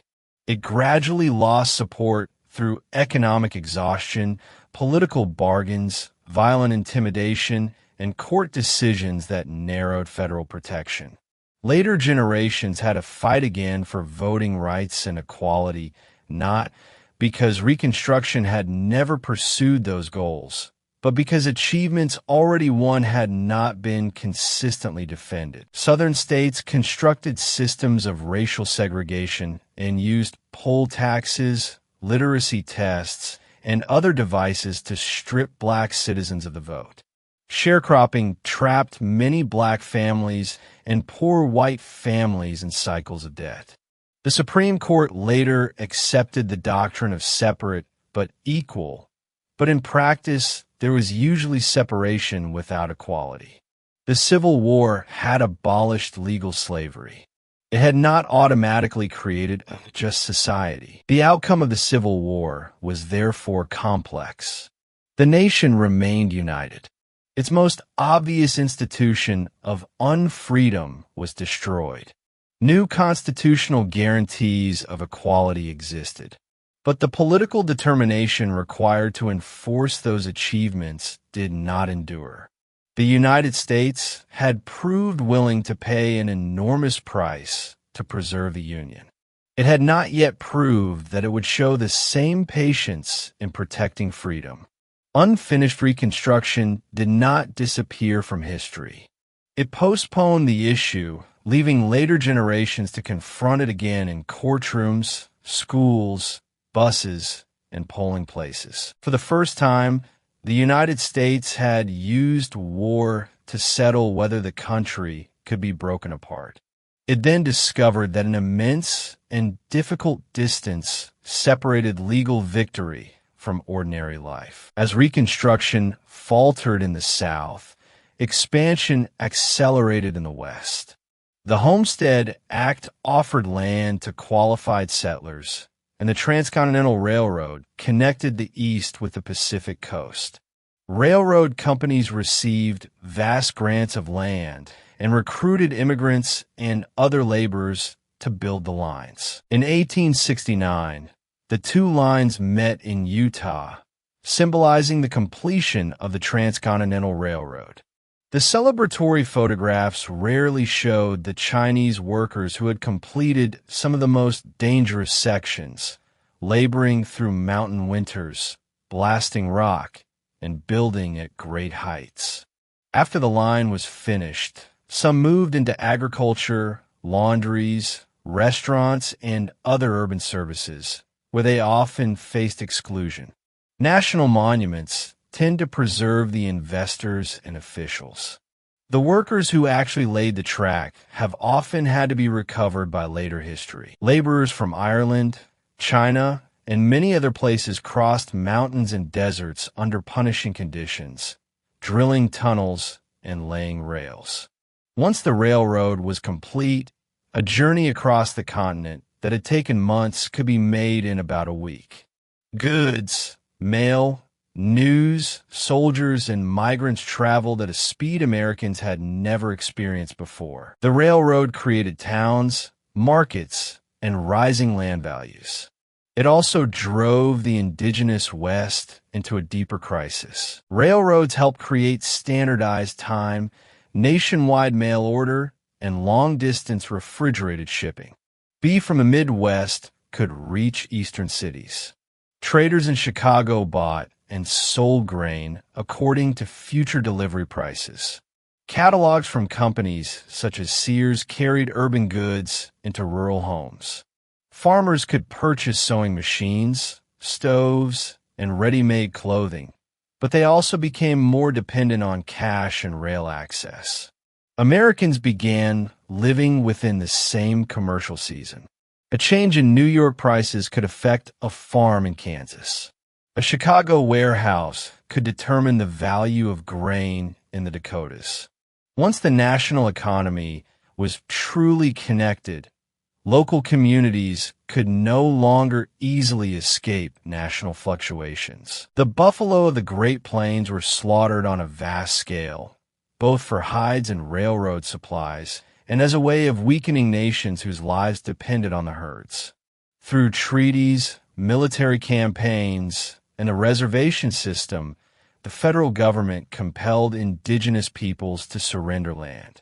Agreements were repeatedly violated, and reservations continued to shrink. The Dawes Act divided communally held tribal land into individual allotments. Officially, the policy was intended to encourage assimilation into American farming society. In practice, it led to the loss of enormous amounts of native land. Boarding schools removed children from their families and required them to abandon their languages and customs. The mythology of the West celebrates individual courage and opportunity.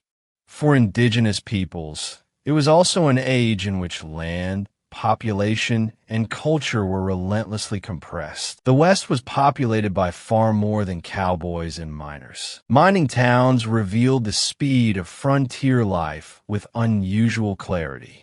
News of gold or silver could bring tents, saloons, banks, and newspapers within months. When the vein ran out, people left just as quickly, abandoning empty streets and collapsed shafts. Women operated boarding houses, laundries, and shops. Merchants who supplied equipment often made steadier profits than the miners themselves. Federal land policy, mining law, and railroad rates determined which towns survived. Behind the legend of frontier individualism stood corporate capital and government rules. The stories simply preferred the rider on horseback to the surveyor drawing a map of mineral claims. Black cavalrymen, Mexican vaqueros, Chinese merchants, women homesteaders, railroad workers, and immigrants from many countries all shaped the frontier. The great era of the cattle drive was actually brief, but dime novels and later films enlarged it into a symbol of the American character. The real West was more like a commercial frontier created by railroad corporations, land law, the army, mining capital, and family labor. Even a landscape that appeared most free often depended on federal surveying, legal title, railroad subsidies, and military protection. After the Civil War, the United States rapidly changed from an agricultural republic into an industrial giant. Chicago was one of the clearest examples of that speed. It grew from a small lakeside settlement into a railroad hub. Western livestock entered vast slaughtering and packing systems there. Grain was concentrated and traded through elevators, while lumber and machinery moved back toward the plains. After the Great Chicago Fire destroyed large parts of the city, Reconstruction encouraged taller buildings and new forms of engineering. Urban life had to be learned anew. Streetcars allowed workers to live farther from factories. Department stores turned shopping into leisure. Streetlights extended activity into the night. Fire departments, police forces, and public health offices became more professional. At the same time, coal smoke blackened the air, horse manure filled the streets, and crowded housing lacked ventilation. Nearly every convenience of the modern city produced a new management problem. Americans kept inventing faster machines and then had to invent more complicated city governments to live with them. Steel frames, elevators, and rising land prices produced the skyscraper. For the first time, people worked dozens of stories above the street. They also began to feel that an industrial city of smoke, noise, and congestion could look like both a miracle and a monster. Coal, iron, ore, oil, and an enormous domestic market supplied the resources. Railroads connected raw materials to factories and consumers. The patent system rewarded invention, while immigration supplied labor. Steel supported bridges, tracks, and tall buildings. Oil lit homes and power machinery. Electricity transformed factories and city streets. Telephones carried voices across distance. Typewriters, elevators, and electric lights reshaped offices and public spaces. Chicago, Pittsburgh, Cleveland, New York, and other cities expanded rapidly, and urban skylines began to climb. The scale of business changed as well. Thomas Edison created a research laboratory that transformed invention from an individual flash of insight into organized teamwork. Alexander Graham Bell's telephone gave rise to a new kind of network corporation. Patent battles, financing, and competition over standards determined whether a technology would spread.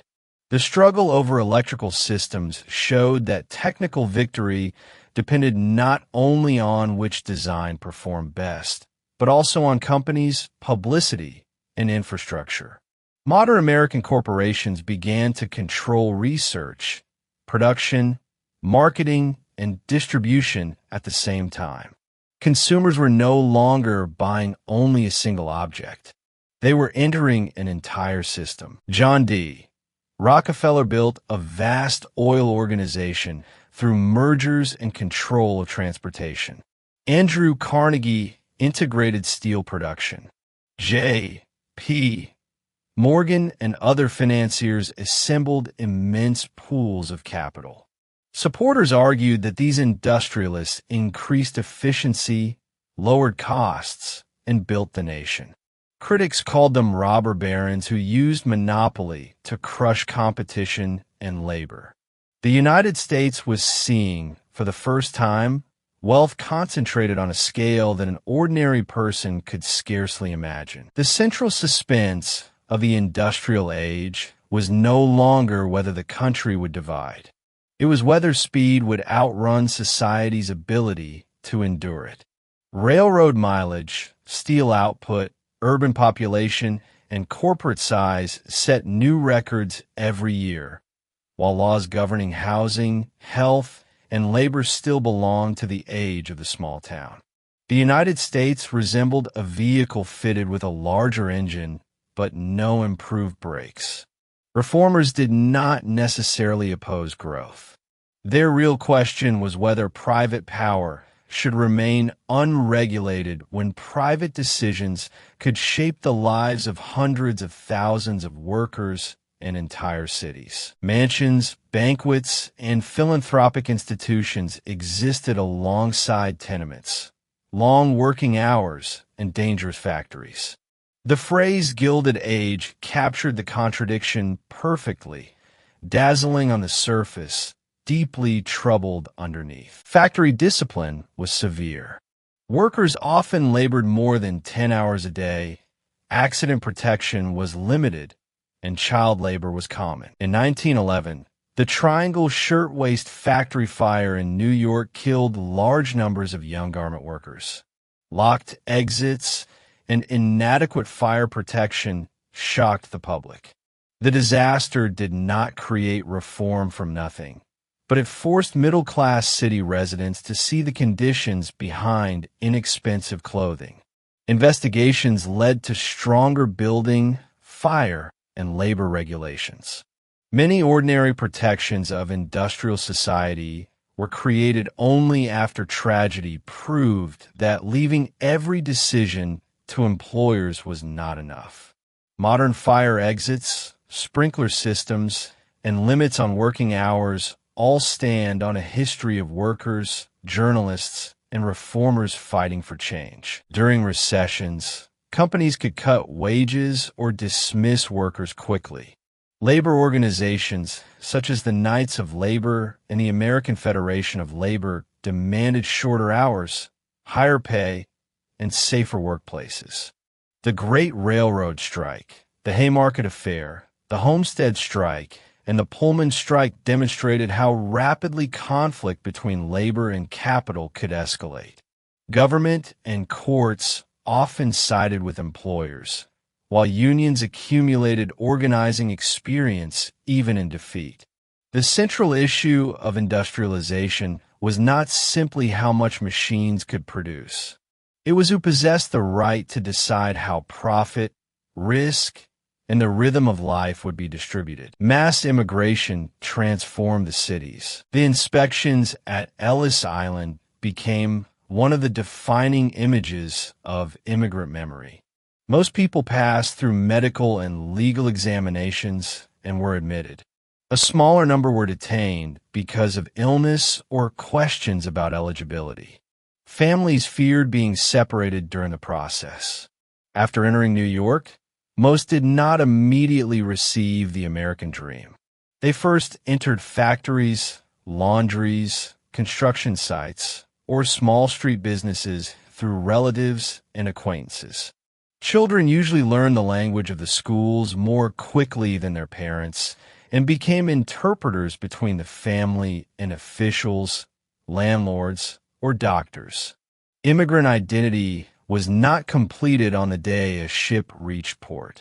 It changed gradually through work, school, marriage, and the lives of the next generation. From the late 19th century into the early 20th, people from Southern and Eastern Europe and many other regions passed through New York Harbor in search of work and greater security. Irish, Italian, Jewish, Polish, and other communities built churches, shops, newspapers, and mutual aid societies. Immigrants often lived in crowded apartments and accepted low-paying jobs, then established themselves through family labor and neighborhood networks. Urban political machines offered coal, employment, and legal assistance in exchange for votes. They were often corrupt, but they also filled gaps left by inadequate public services. A nation of immigrants did not always welcome immigrants. Economic competition, religious prejudice, and racial ideology produced nativist movements. Federal laws excluding Chinese migrants restricted entry and naturalization and became an important precedent for immigration policy based explicitly on ethnic identity. Later quota systems favored Northern and Western Europe. The United States needed labor, but feared that newcomers would change society. It celebrated itself as a land of opportunity while repeatedly trying to define who was suitable to enter. That contradiction between welcome and exclusion runs through the entire history of American immigration. Agricultural regions also came under pressure from the industrial system. Farmers borrowed money to buy land and machinery. They depended on railroads to move grain, while their income was determined by world prices. A good harvest could make matters worse by driving prices down and increasing the real burden of debt. Farmers' alliances and the Populist Party demanded railroad regulation, monetary reform, and political change. The currency debate became especially intense. Debtors wanted a larger money supply, which might raise prices and reduce the relative weight of what they owed. Banks and creditors placed greater value on the stability of the gold standard. In 1896, William Jennings Bryan delivered his famous attack on sacrificing ordinary people upon a cross of gold. He lost the election, but the campaign showed that the national economy was experienced in radically different ways. Eastern financial centers feared inflation. Farmers in the West and South feared deflation and debt. The same dollar could represent entirely different ideas of justice to a creditor and a borrower. The populists did not establish a lasting governing party, but they forced monopoly, finance, and the rights of ordinary producers into national debate. City and countryside appeared to be opposites, yet they were inseparable. Cities needed food. Farmers needed machinery and markets. A crisis in either would travel to the other. By the end of the 19th century, Continental expansion within the United States was approaching its limits, and national attention increasingly turned overseas. Supporters argued that the country needed markets, naval bases, and international influence. Critics feared the Republic would become the kind of empire it had once resisted. In 1898, the United States went to war with Spain. The conflict was brief.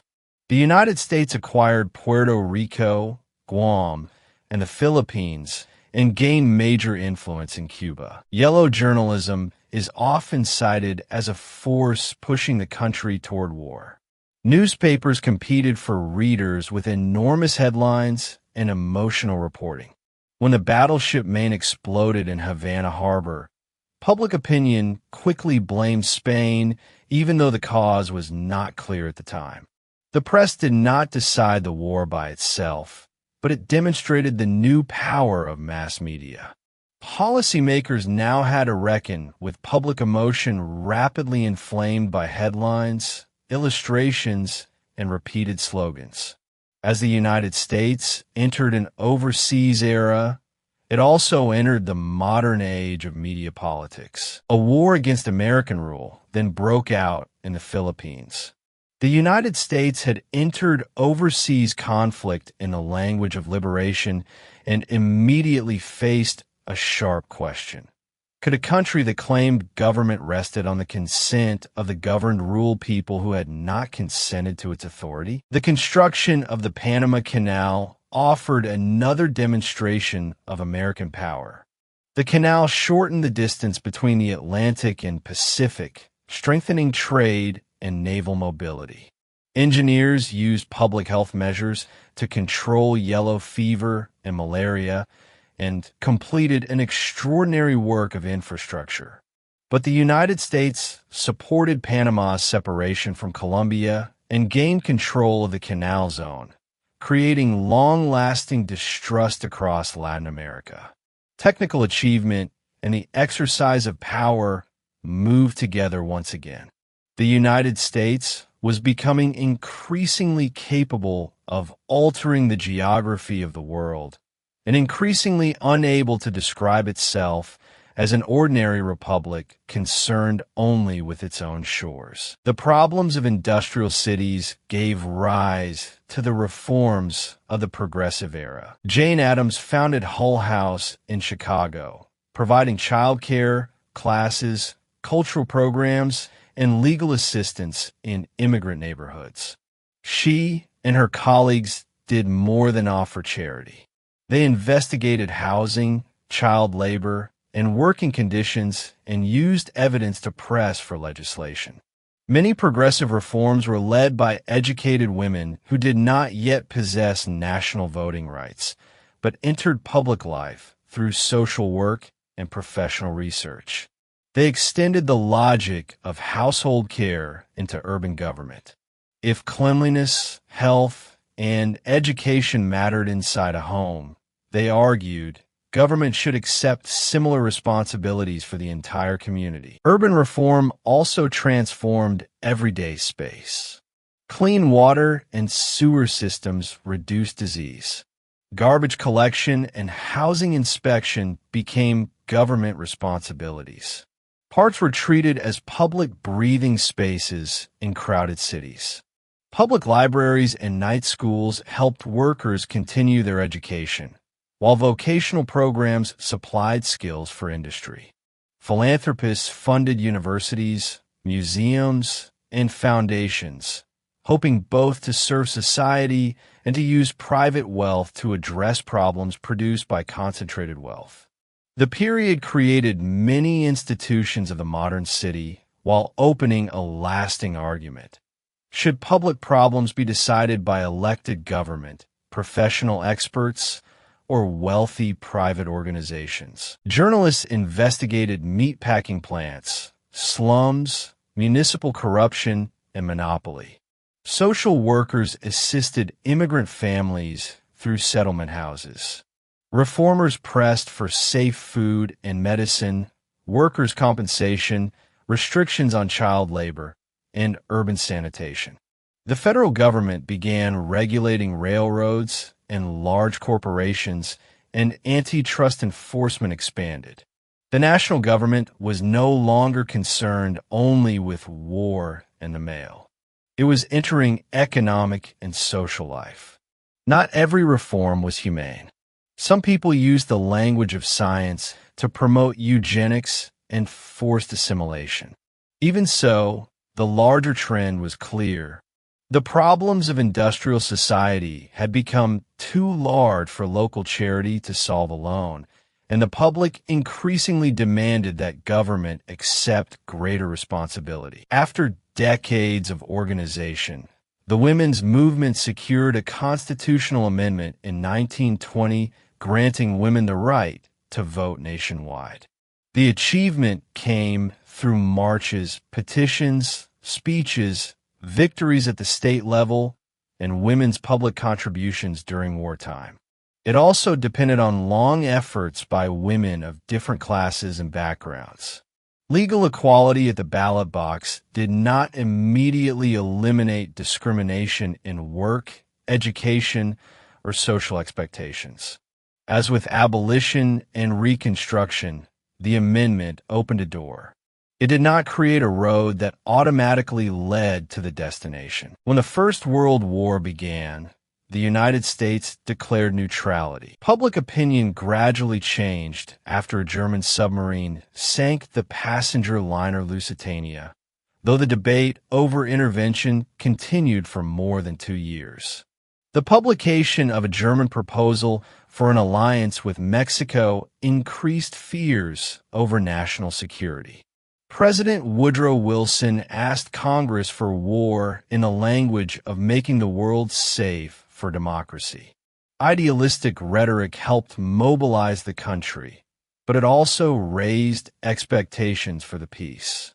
After the fighting ended, self-determination was not applied equally to all colonized peoples, and racial segregation remained entrenched at home.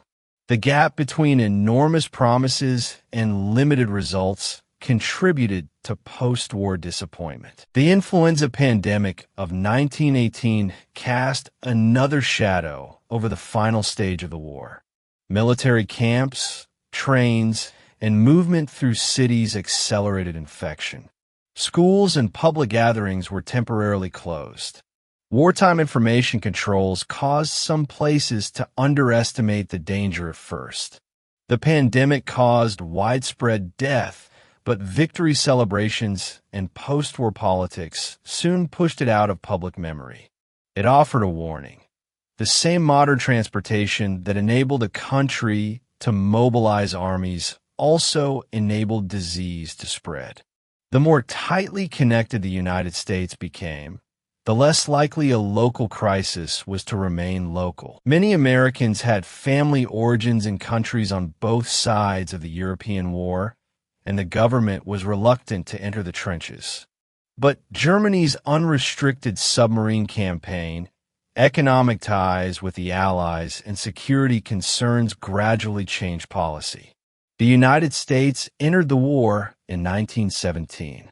National mobilization rapidly enlarged federal authority. Conscription, bond drives, industrial coordination, and food regulation entered ordinary life. Millions of soldiers were trained and sent to Europe. American resources helped the Allies achieve victory. The war demonstrated that the United States now possessed the capacity to alter the balance of power in Europe. The war changed the population at home as well. After the armistice, Wilson promoted the League of Nations in the hope that collective security could prevent future wars. The Senate refused to join, fearing that international obligations would limit Congress's authority to decide when a nation went to war. The United States had helped design a new international order, but declined to join its most important institution. This was not simple isolation. It was the continuation of a long American contradiction, the desire to influence the world and the fear of becoming permanently bound by it. 20 years later, when a larger war began, the same unresolved tension would return. Demand from wartime industries drew Black Americans out of the South and into northern and Midwestern cities in the Great Migration. Families left segregation and agricultural oppression in search of factory wages and better schools, only to encounter housing discrimination and competition for jobs in their new homes. Women entered a wider range of occupations and later used their public contributions to support the drive for suffrage. At the same time, the government restricted anti-war speech, and hostility toward German-American culture increased. The Red Scare, strike conflicts, and racial violence after the war showed that military victory had not brought calm. It had made a rapidly changing country more tense. The 1920s are often remembered as an age of jazz, automobiles, and prosperity. Sports became a shared national language. Baseball games traveled across state lines through radio. Boxing and college football drew enormous audiences. Star athletes became advertising figures. Charles Lindbergh received a hero's welcome after flying alone across the Atlantic, and aviation came to symbolize technology and individual courage. Families listening to the same game, the same music, and the same news on the radio experienced a new kind of simultaneity. Identities once shaped mainly by local churches, newspapers, and neighborhoods now overlapped with a national culture of entertainment. Ford's assembly line reduced the cost of the automobile. Cars altered housing, shopping, courtship, and travel, while gas stations, restaurants, and motels appeared along new roads. Radio carried presidential speeches, sporting events, and popular music into millions of homes at the same moment. Motion pictures created national celebrities. Installment plans allowed families to purchase appliances before they had saved the full price, and advertising taught consumers to associate buying with modern life. Never before had the United States possessed such a powerful shared national culture. Prosperity, however, was uneven. Agriculture remained depressed after wartime demand disappeared. Mining and textiles also struggled. In Harlem, Black artists created an extraordinary flowering of literature, music, and visual art that expressed modern African American life. Prohibition tried to eliminate alcohol through law and instead encouraged illegal markets and organized crime. Conflict between traditionalism and modern culture intensified, with religion, science, gender, and immigration becoming central points of debate. The Scopes trial in Tennessee turned the teaching of evolution into a national drama.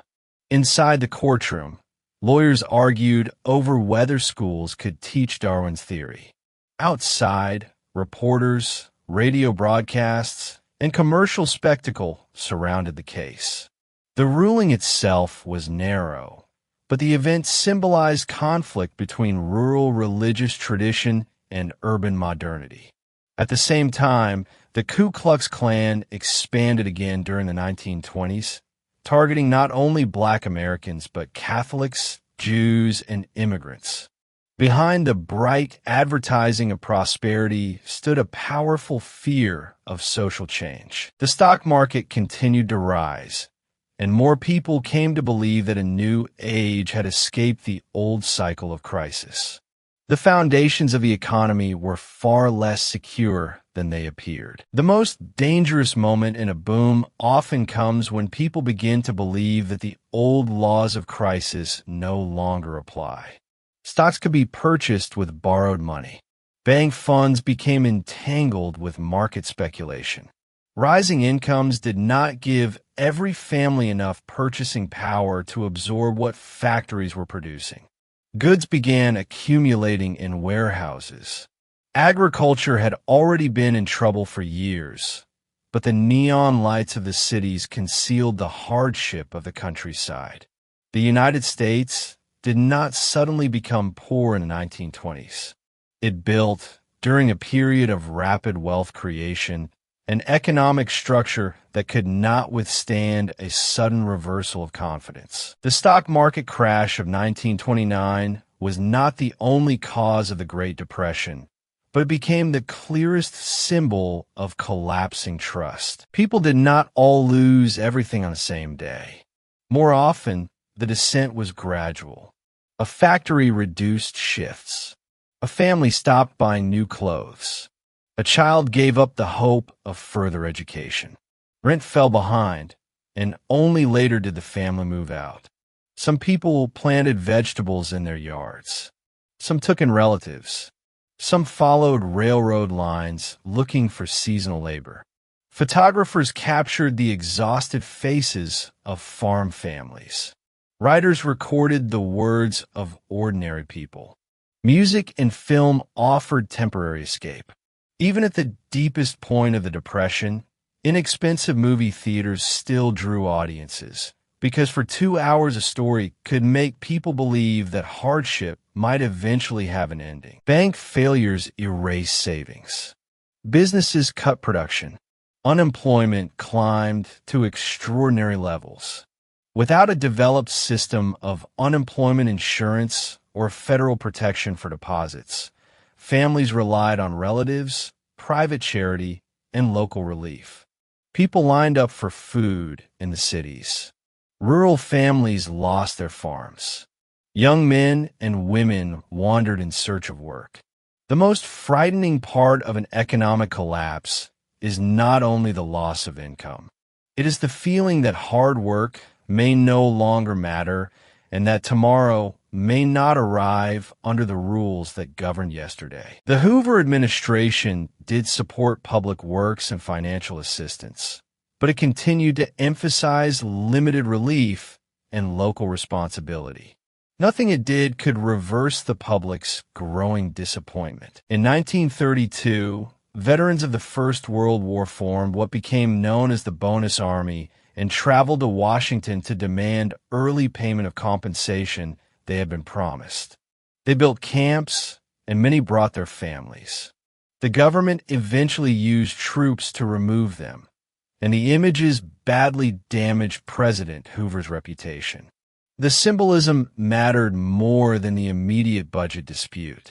Men who had served the country were now asking for help in the Capitol and were being treated as a threat to public order.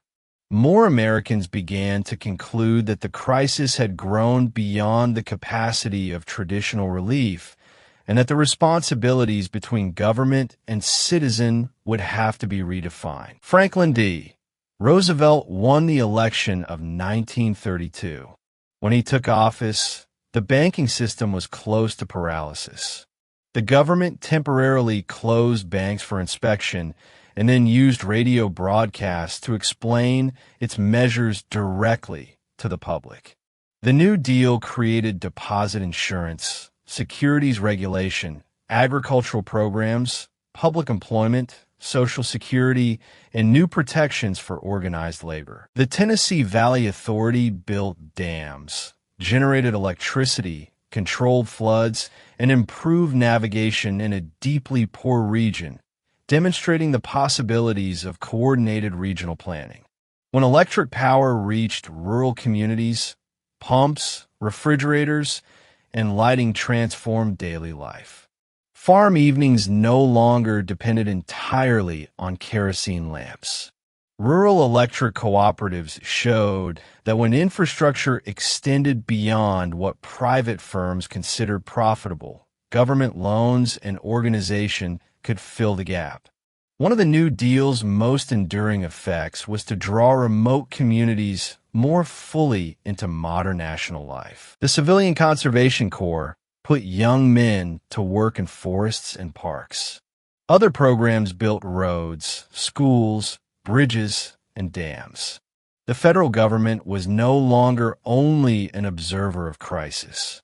It had become an important participant in employment, finance, and Social Security. The New Deal eased suffering and remade institutions, but it did not fully end the Depression, and its limitations were substantial. It also employed artists, actors, writers, and oral historians.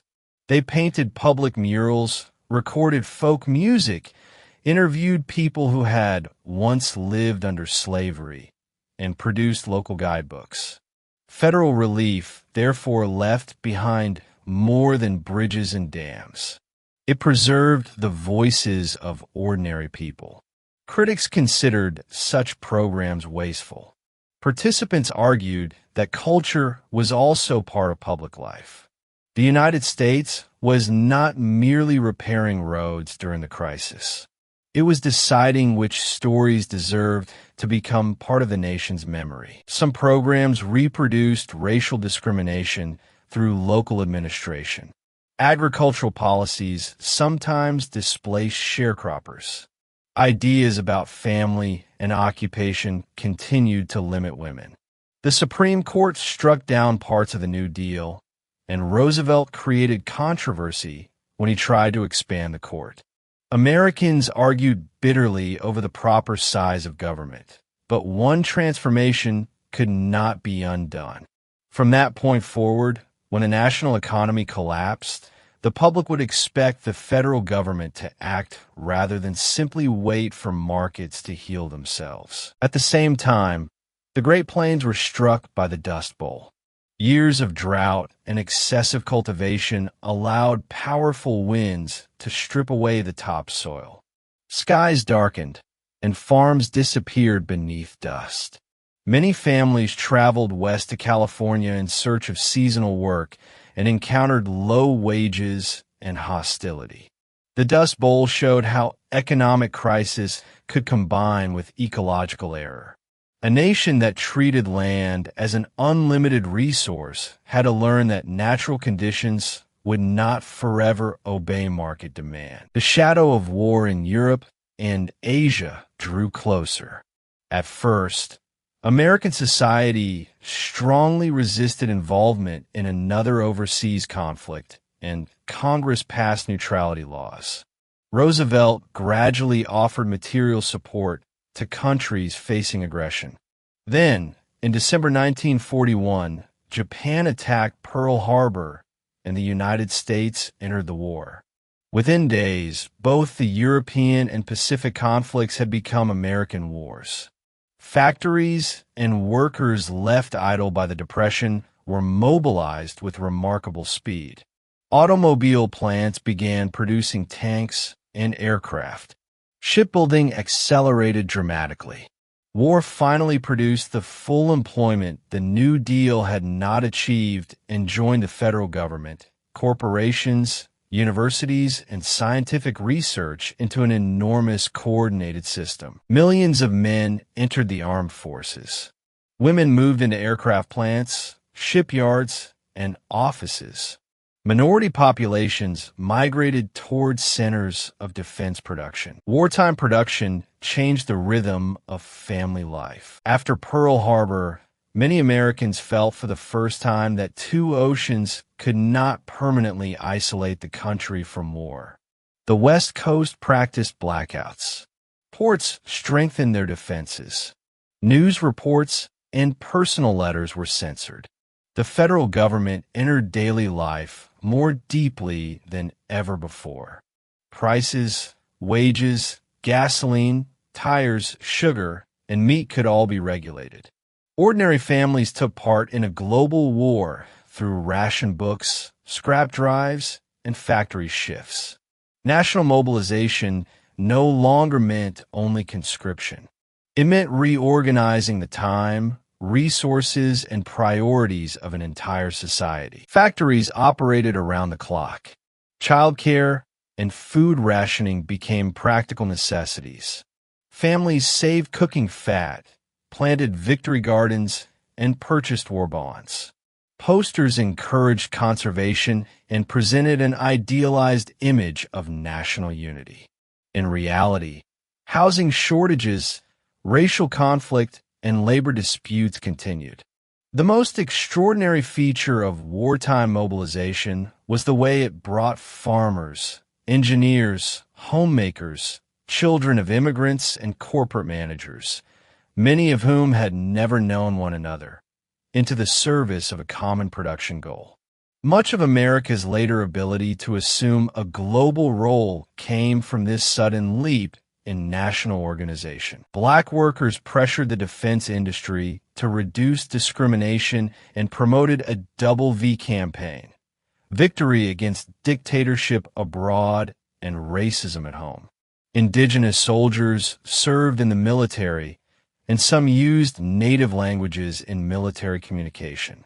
At the same time, Japanese Americans were forced into incarceration camps without individual evidence of wrongdoing. Their confinement became one of the clearest examples of wartime fear overwhelming civil rights. The United States fought in the language of freedom while restricting the freedom of its own residents, a contradiction the government would later acknowledge and compensate. American forces and their allies advanced through North Africa, Europe, and the Pacific. Before the invasion of Normandy, the Allies conducted an immense campaign of deception so that German commanders could not determine where the main landing would take place. On the day itself, weather, tides, inaccurate airborne drops, and coastal defenses made the plan deeply uncertain.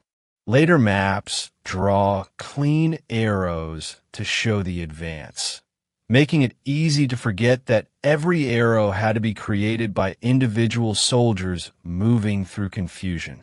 A history of war that records only commanders misses the people who piloted landing craft, repaired roads, interpreted intelligence, and waited for letters at home. Scientific mobilization was equally unprecedented. Radar, synthetic materials, medicine, and early computing developed rapidly as university laboratories became closely connected to military needs. Penicillin entered mass production and improved the treatment of infected wounds. Radar detected distant aircraft and ships. Code breaking relied on mathematicians, linguists, and machines. Armies appeared to win the war, but behind them stood factory workers, laboratory researchers, railroad dispatchers, and farmers. Modern war turned the country into a single machine of cooperation, and after the war, science and government would never again be completely separate. The Normandy landings opened a Western front. The Soviet Union endured and defeated the main weight of the German army in the east, and the Allies ultimately destroyed Nazi Germany. In the Pacific, a prolonged series of island campaigns brought the war closer to Japan.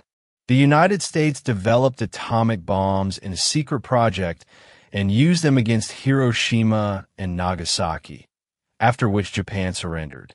Nuclear weapons accelerated the end of the war, but they also opened an age in which human beings could destroy entire cities and threaten civilization itself. The United States won through industrial and scientific power on an unprecedented scale and immediately inherited a question more dangerous than the war. How should such power be used? At the end of the Second World War, American industry at home remained intact.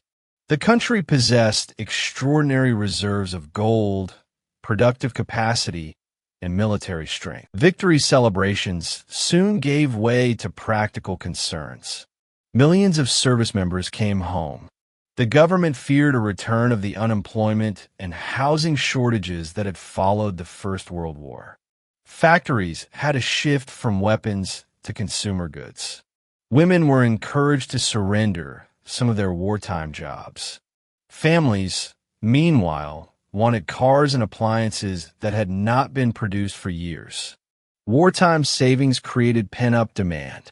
Veterans' benefits expanded access to education and housing. The United States did not return to its pre-war life. It redirected wartime productive power into suburbs, universities, highways, and household goods, launching a new era of prosperity. The United States also supported the reconstruction of Western Europe through the Marshall Plan. The aid reflected humanitarian and economic concerns, but it was also intended to reduce instability, restore trading partners, and limit Soviet influence.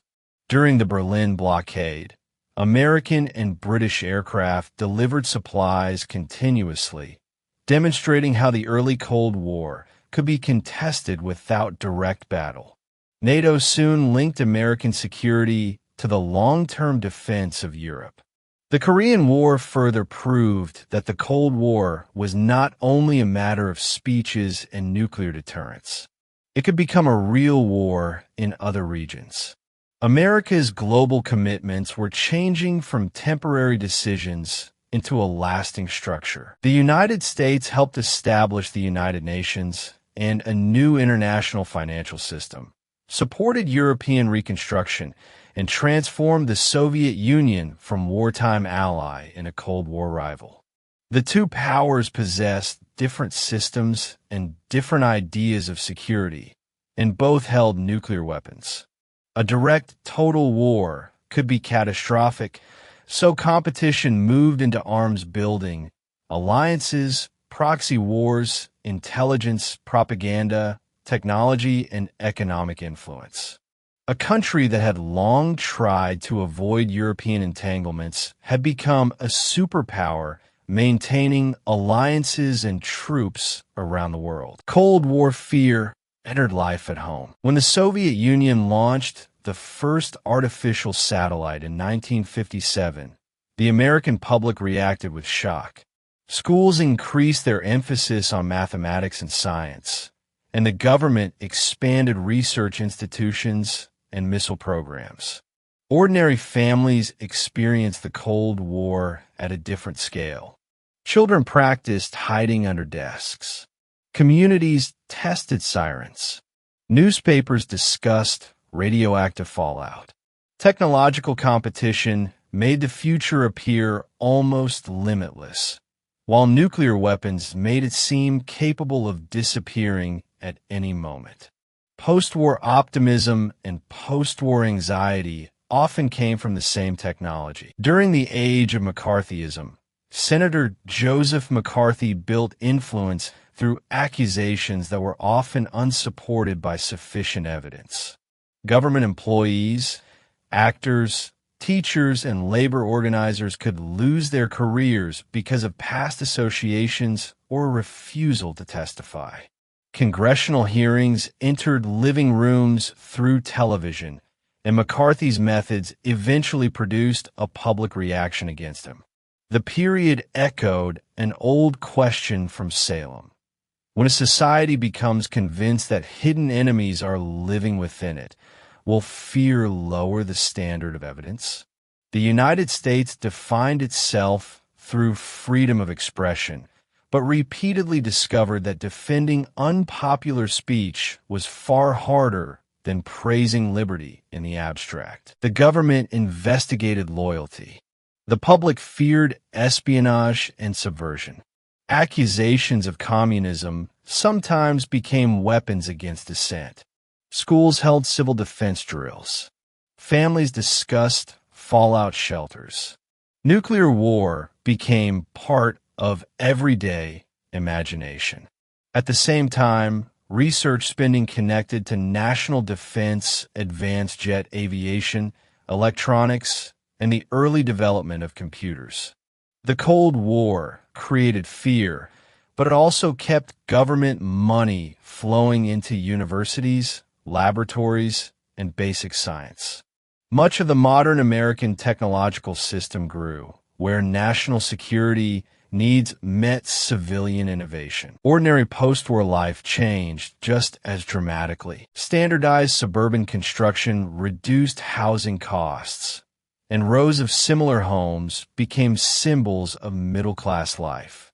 Advertising presented kitchens, lawns, automobiles, and children's bedrooms as a model of happiness. Television carried that family image across the country, but it did not represent everyone. Rural poverty continued. Urban renters and minority families often could not obtain the same financing. Post-war America created a powerful image of what normal life should look like, and many later social conflicts grew from the distance between real households and that ideal. The GI Bill helped many veterans attend college, buy homes, and start businesses. Highways connected suburbs to cities, and automobile ownership expanded rapidly. The baby boom increased demand for schools and houses. Television became the center of the living room. Washing machines, refrigerators, and air conditioning changed domestic labor. Supermarkets and shopping centers reshaped consumption. For many white middle-class families, the post-war decades felt like an era of steady upward movement. The doors of prosperity, however, did not open equally. Mortgage practices and neighborhood policies often excluded black families from new suburbs. Urban highways cut through minority communities. Schools and public facilities remained segregated. Black veterans returned from a war for democracy and found it increasingly difficult to accept that they could not vote or live as equals in their own country. Post-war prosperity did not suppress demands for rights. It made the gap between national promise and lived reality more visible. The modern civil rights movement did not suddenly begin with one leader or one speech. In 1957, 9 black students entered Central High School in Little Rock, Arkansas, a school that had previously admitted only white students. They faced a hostile crowd. State officials tried to block their entry, and the federal government ultimately sent troops to protect them. The episode made the tension within federalism visible. Could states' rights be used to resist constitutional rights? Should children bear the cost when adults refuse to obey the law? The students were simply walking into classrooms, yet their ordinary action became a test of whether the national system could enforce a court decision. The most powerful scenes in civil rights history were often not grand speeches, but ordinary people insisting on doing what should have been ordinary all along. Black churches, the National Association for the Advancement of Colored People, local teachers, lawyers, workers, and families had already been organizing for years. In Brown versus Board of Education, the Supreme Court ruled that segregation in public schools was unconstitutional. The Montgomery bus boycott then demonstrated the power of sustained community organization. Student sit-ins challenged segregated restaurants. Freedom riders tested laws governing interstate travel. Campaigns in Birmingham and the March on Washington forced the issue into national view. Television carried images of peaceful demonstrators facing brutal treatment into American homes and helped change public opinion. Martin Luther King Jr. advocated nonviolent resistance, using constitutional and religious language to demand that the country honor its promises. Other organizers emphasized grassroots power, self-defense, or economic justice. The movement contained serious differences over strategy, but its combined pressure helped produce the Civil Rights Act and the Voting Rights Act. These laws prohibited major forms of discrimination in public accommodations and employment and strengthened federal protection of voting rights. The march from Selma to Montgomery helped bring about the Voting Rights Act. The first marchers were violently stopped on a bridge, and the images traveled across the country. Religious leaders, students, and ordinary families then joined the campaign in greater numbers. Eventually, a long procession protected by federal authority reached the state capitol. The bridge became more than a physical structure. It resembled an institutional threshold. For a legal principle to reach the polling place, people had to be willing to cross visible resistance. Legal change was essential, but it could not immediately repair long-standing inequalities in housing, wealth, education, and policing. As in Reconstruction, placing rights in the law began a process whose implementation would require years of continued effort. Other groups were also pressing society to change. The immigration law of 1965 altered the old quota system. In the decades that followed, larger shares of immigrants came from Asia, Latin America, and other regions. New arrivals entered universities, medicine, technology, agriculture, and service work and built new communities. The transformation of America's population did not happen all at once. It emerged from the combined effects of law, war, family reunification, and economic demand. Each generation of immigrants was asked whether it could assimilate, and the next generation often turned its food, language, and celebrations into ordinary parts of local life. Immigration continually changed the appearance of the typical American, while the typical American had never truly been fixed. Women demanded equality in employment, education, and law. Latino farm workers used strikes and boycotts to fight for better conditions. Indigenous activists insisted on treaty rights and self-determination. People with disabilities sought access and protection from discrimination. Youth culture challenged traditional authority. The environmental movement pressed for cleaner air and water and protection of the natural world. During the 1960s and 1970s, Americans reconsidered family, school, work, war, and personal identity. The country did not suddenly reach agreement.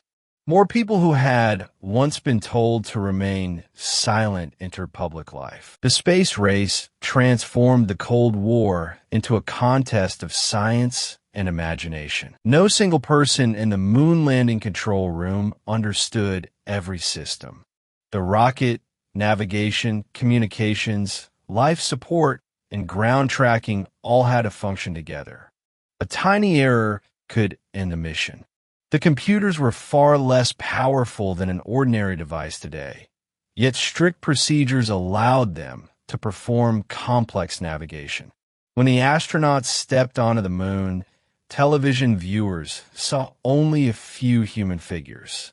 What had truly reached the lunar surface was an entire network of schools, universities, factories, contractors, and government agencies.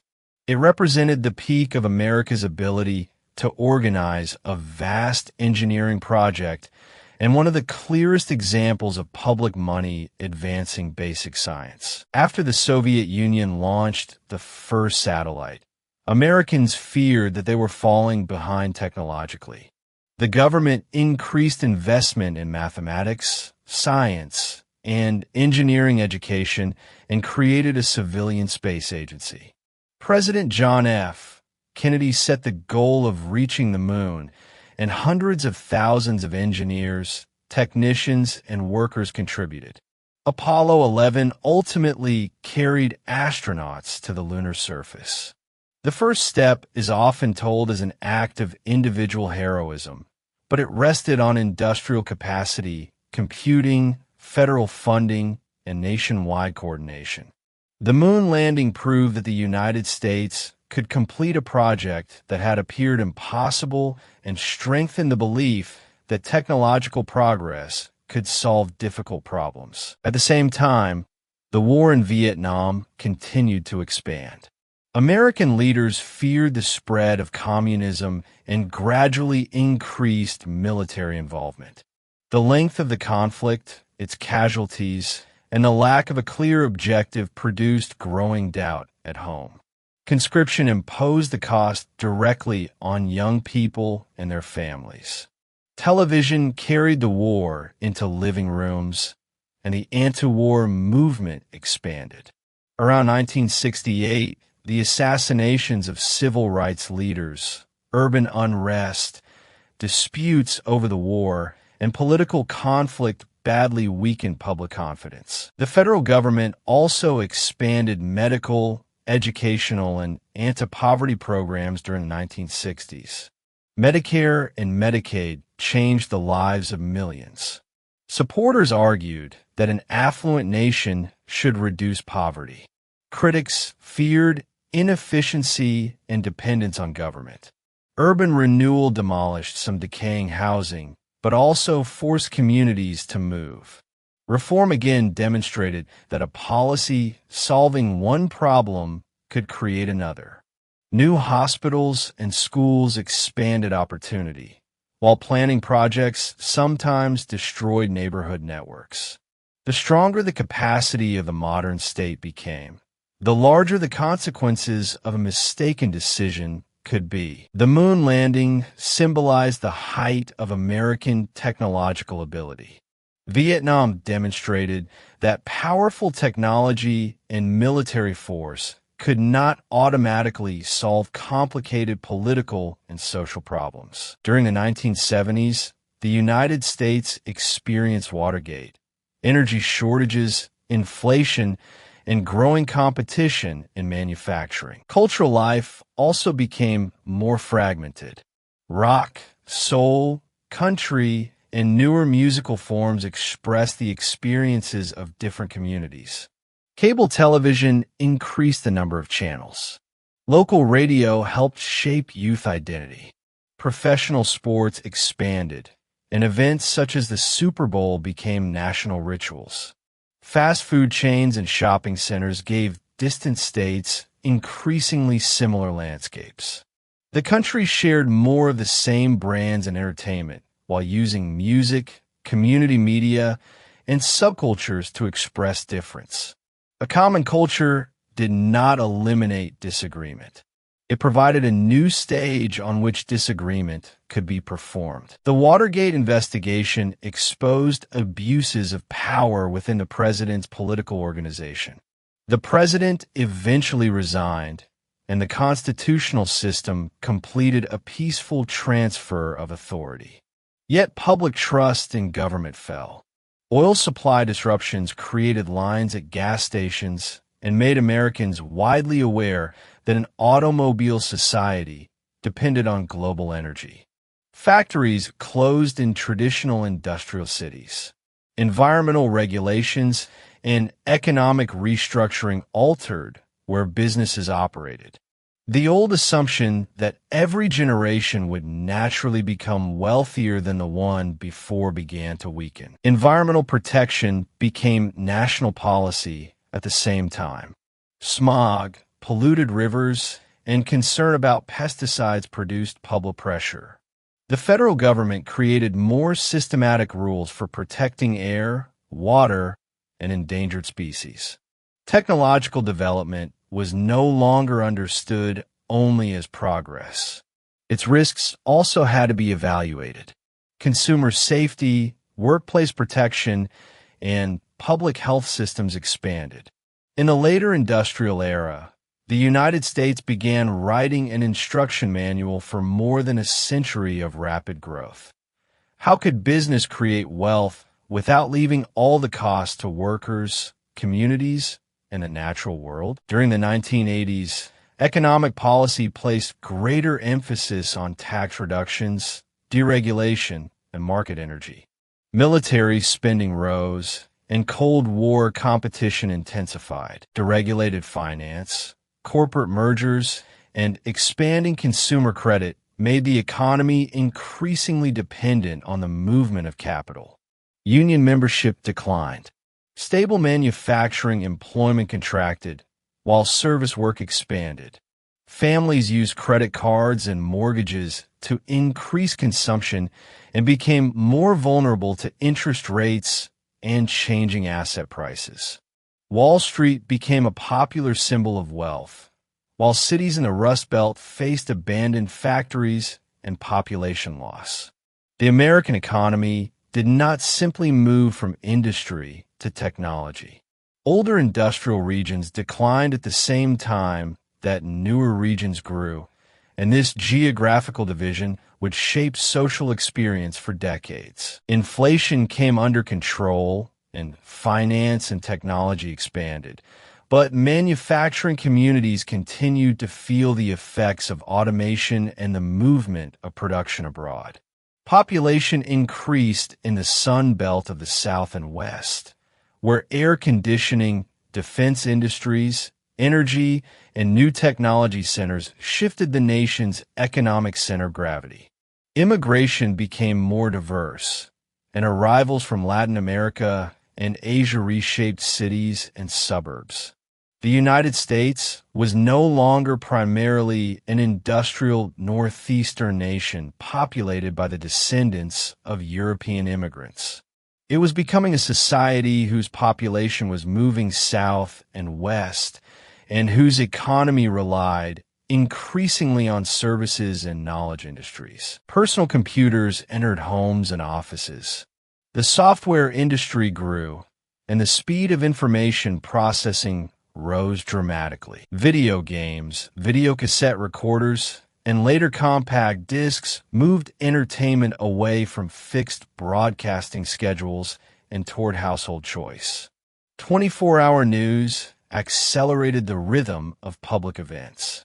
Fax machines and early mobile phones made it harder for business people to leave work completely behind. Technology was advertised as a way of saving time, yet it also filled more of that time.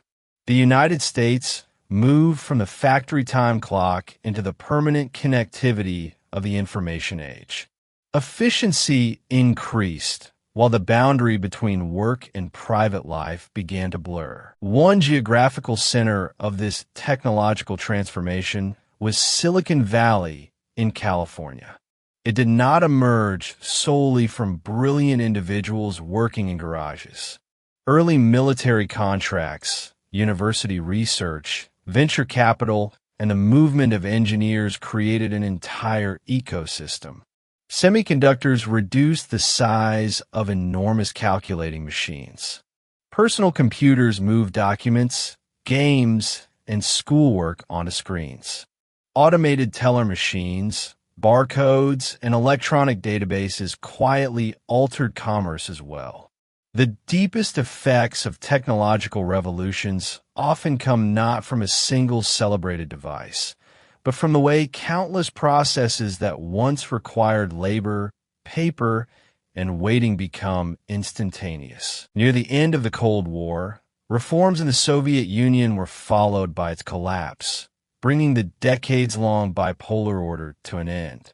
The United States appeared to enter a moment without a rival of equal strength.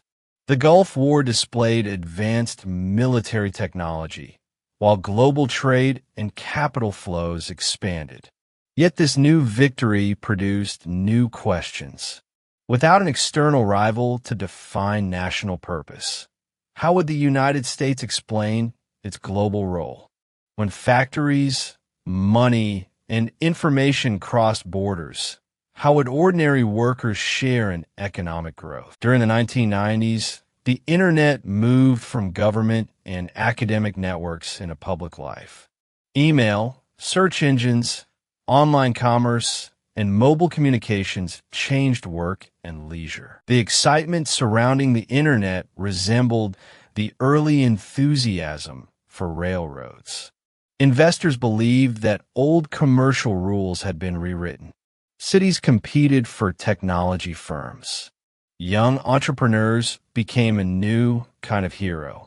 The internet bubble later collapsed, and many companies disappeared, but the infrastructure and habits of use remained. The first wave of enthusiasm for a new technology may exaggerate its immediate benefits while underestimating its long-term effects. Railroads, automobiles, radio, and the internet all followed a similar cycle. First imagined as a key that would solve everything, then revealed to contain new dangers, and finally absorbed quietly into daily life. Globalization entered ordinary experience during the same period. Supermarkets carried more imported goods. Companies divided design, components, assembly, and sales among several countries. Consumers received lower prices, and some export industries grew, while other factories closed or moved. The North American Free Trade Agreement became a focus of political debate. Supporters emphasized markets and efficiency. Opponents feared pressure on wages and local industry. World markets had influenced American history from the beginning, but the difference in the 1990s was that the production chain itself crossed national borders. A product bearing an American brand could no longer be easily explained through one country alone. For the first time, information could cross the world at very low cost. Startup companies attracted investment, and technology centers grew rapidly. Media expanded from a few national television networks into many channels and websites, giving individuals far more space to speak. The digital revolution repeated a familiar pattern in American history. New technology broke old boundaries and created opportunities, while raising new questions about monopoly, privacy, employment, and the reliability of information. By the beginning of the 21st century, the United States had become almost unrecognizable beside the small coastal republic of 1776. The scale of that transformation could be measured in the length and reach of ordinary life. Clean water, vaccines, antibiotics, and medical technology reduced the danger of many diseases. Railroads and aviation shortened a transcontinental journey from months to hours. Telephones and the internet reduced the wait for news until it nearly disappeared. An 18th century farmer might spend an entire life within one county. By the late 20th century, an ordinary family might work, study, and live in several different states. The national map was no longer growing dramatically, but the radius of individual life continued to expand. American culture was itself a history of mixture. African rhythms, European instruments, church traditions, and urban experience combined to create jazz, blues, rock, and other forms of music. Immigrants turned pizza, pasta, sausages, and many styles of seasoning into everyday food. Indigenous crops, such as corn, tomatoes, potatoes, and cacao had long since transformed tables around the world. Film carried images of the West, the city, and the family overseas, while foreign cultures continued entering the United States. American culture rarely came from a single source. It resembled a shared language created when different groups met, clashed, borrowed, and transformed one another. The country now contained states stretching across a continent, immense cities, global financial and technological corporations, a multi-ethnic population, and worldwide cultural influence. Agriculture had moved from family labor toward a highly mechanized and commercial system. Medicine and higher education had become enormous industries. Film, music, sports, and advertising carried American culture around the globe. At the same time, inequality, economic restructuring, urban development, and unequal educational opportunity remained subjects of debate. History did not stop creating problems when the country became powerful.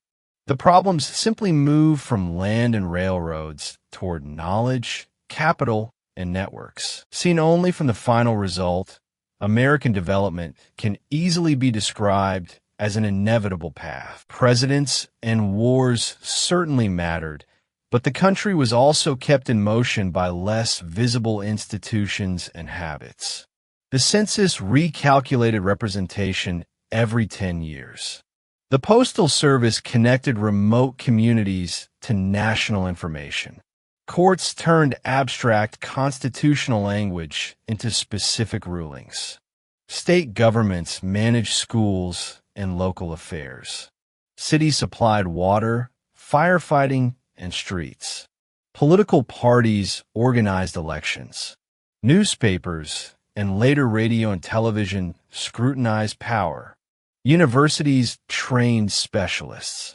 American history consists not only of a few dramatic crises, but of an immense, everyday machine operating, failing, being repaired, and expanding. From the end of the story, it can seem that the colonies were destined to become independent, that the Constitution was destined to succeed, that the West was destined to enter the national map, that the Union was destined to win the Civil War, that industry was destined to rise, that the Depression was destined to end, that the world wars were destined to be won, and that American technology was destined to lead.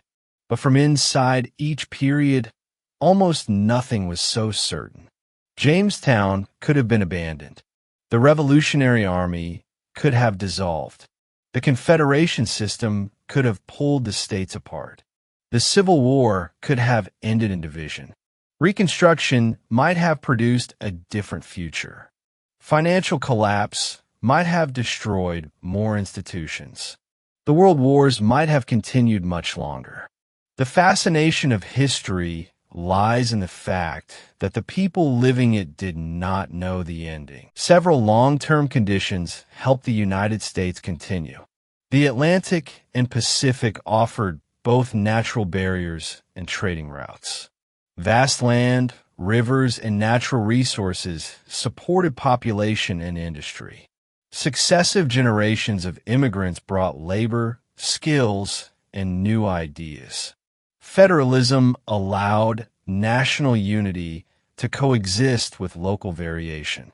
The Constitution could change through amendments, judicial decisions, and legislation.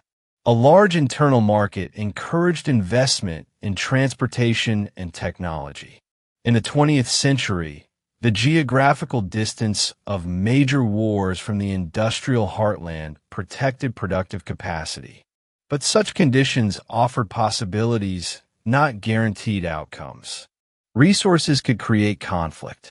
Immigrants could face exclusion. Federalism could protect inequality. Markets could produce catastrophe. What truly runs through the whole story is a capacity to adjust within contradiction.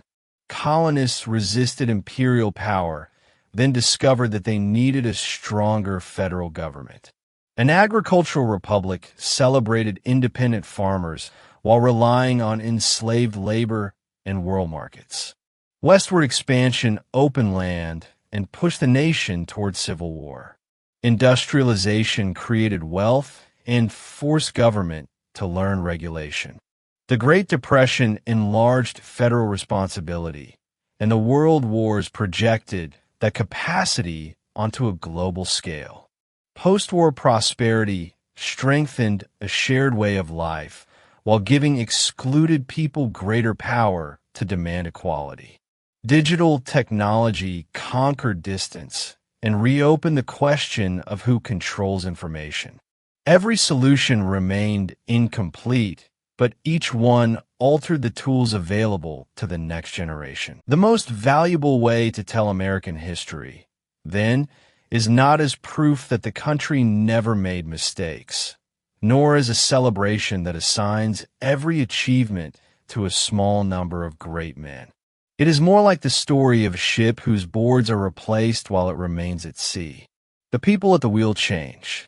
New passengers constantly arrive. The voyage grows longer. Some people fight for cabins while others repair cracks in the hull. The ship created wealth through coerced labor, took land from indigenous peoples, and excluded many human beings from the promises of citizenship. It also produced abolitionists, reformers, labor organizers, civil rights activists, scientists, teachers, immigrant families, and countless ordinary people who repeatedly demanded that the ship move closer to the direction written on its flags and founding documents. Now, we can return to the imaginary merchant from the beginning. He stands in Philadelphia in 1776, looking at a new country without money, an effective army, or a unified public. His conclusion that it might not survive was not foolish. What is surprising is not that later generations were simply wiser than he was. It is that the country never solved all its problems at once, yet developed the capacity to rewrite rules in moments of crisis, widen participation, mobilize resources, and continue arguing. Its strength never came from the absence of cracks, but from the fact that people repeatedly saw those cracks and still chose to repair them.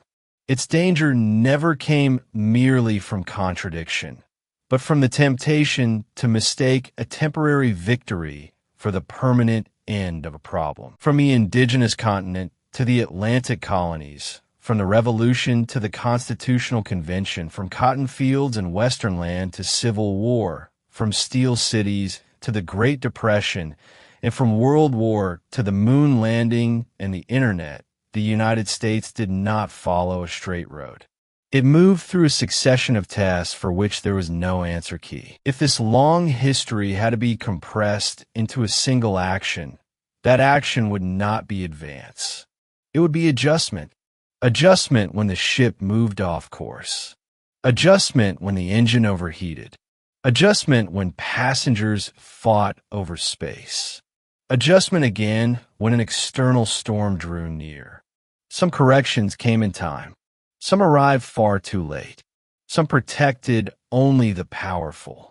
Others truly widened freedom.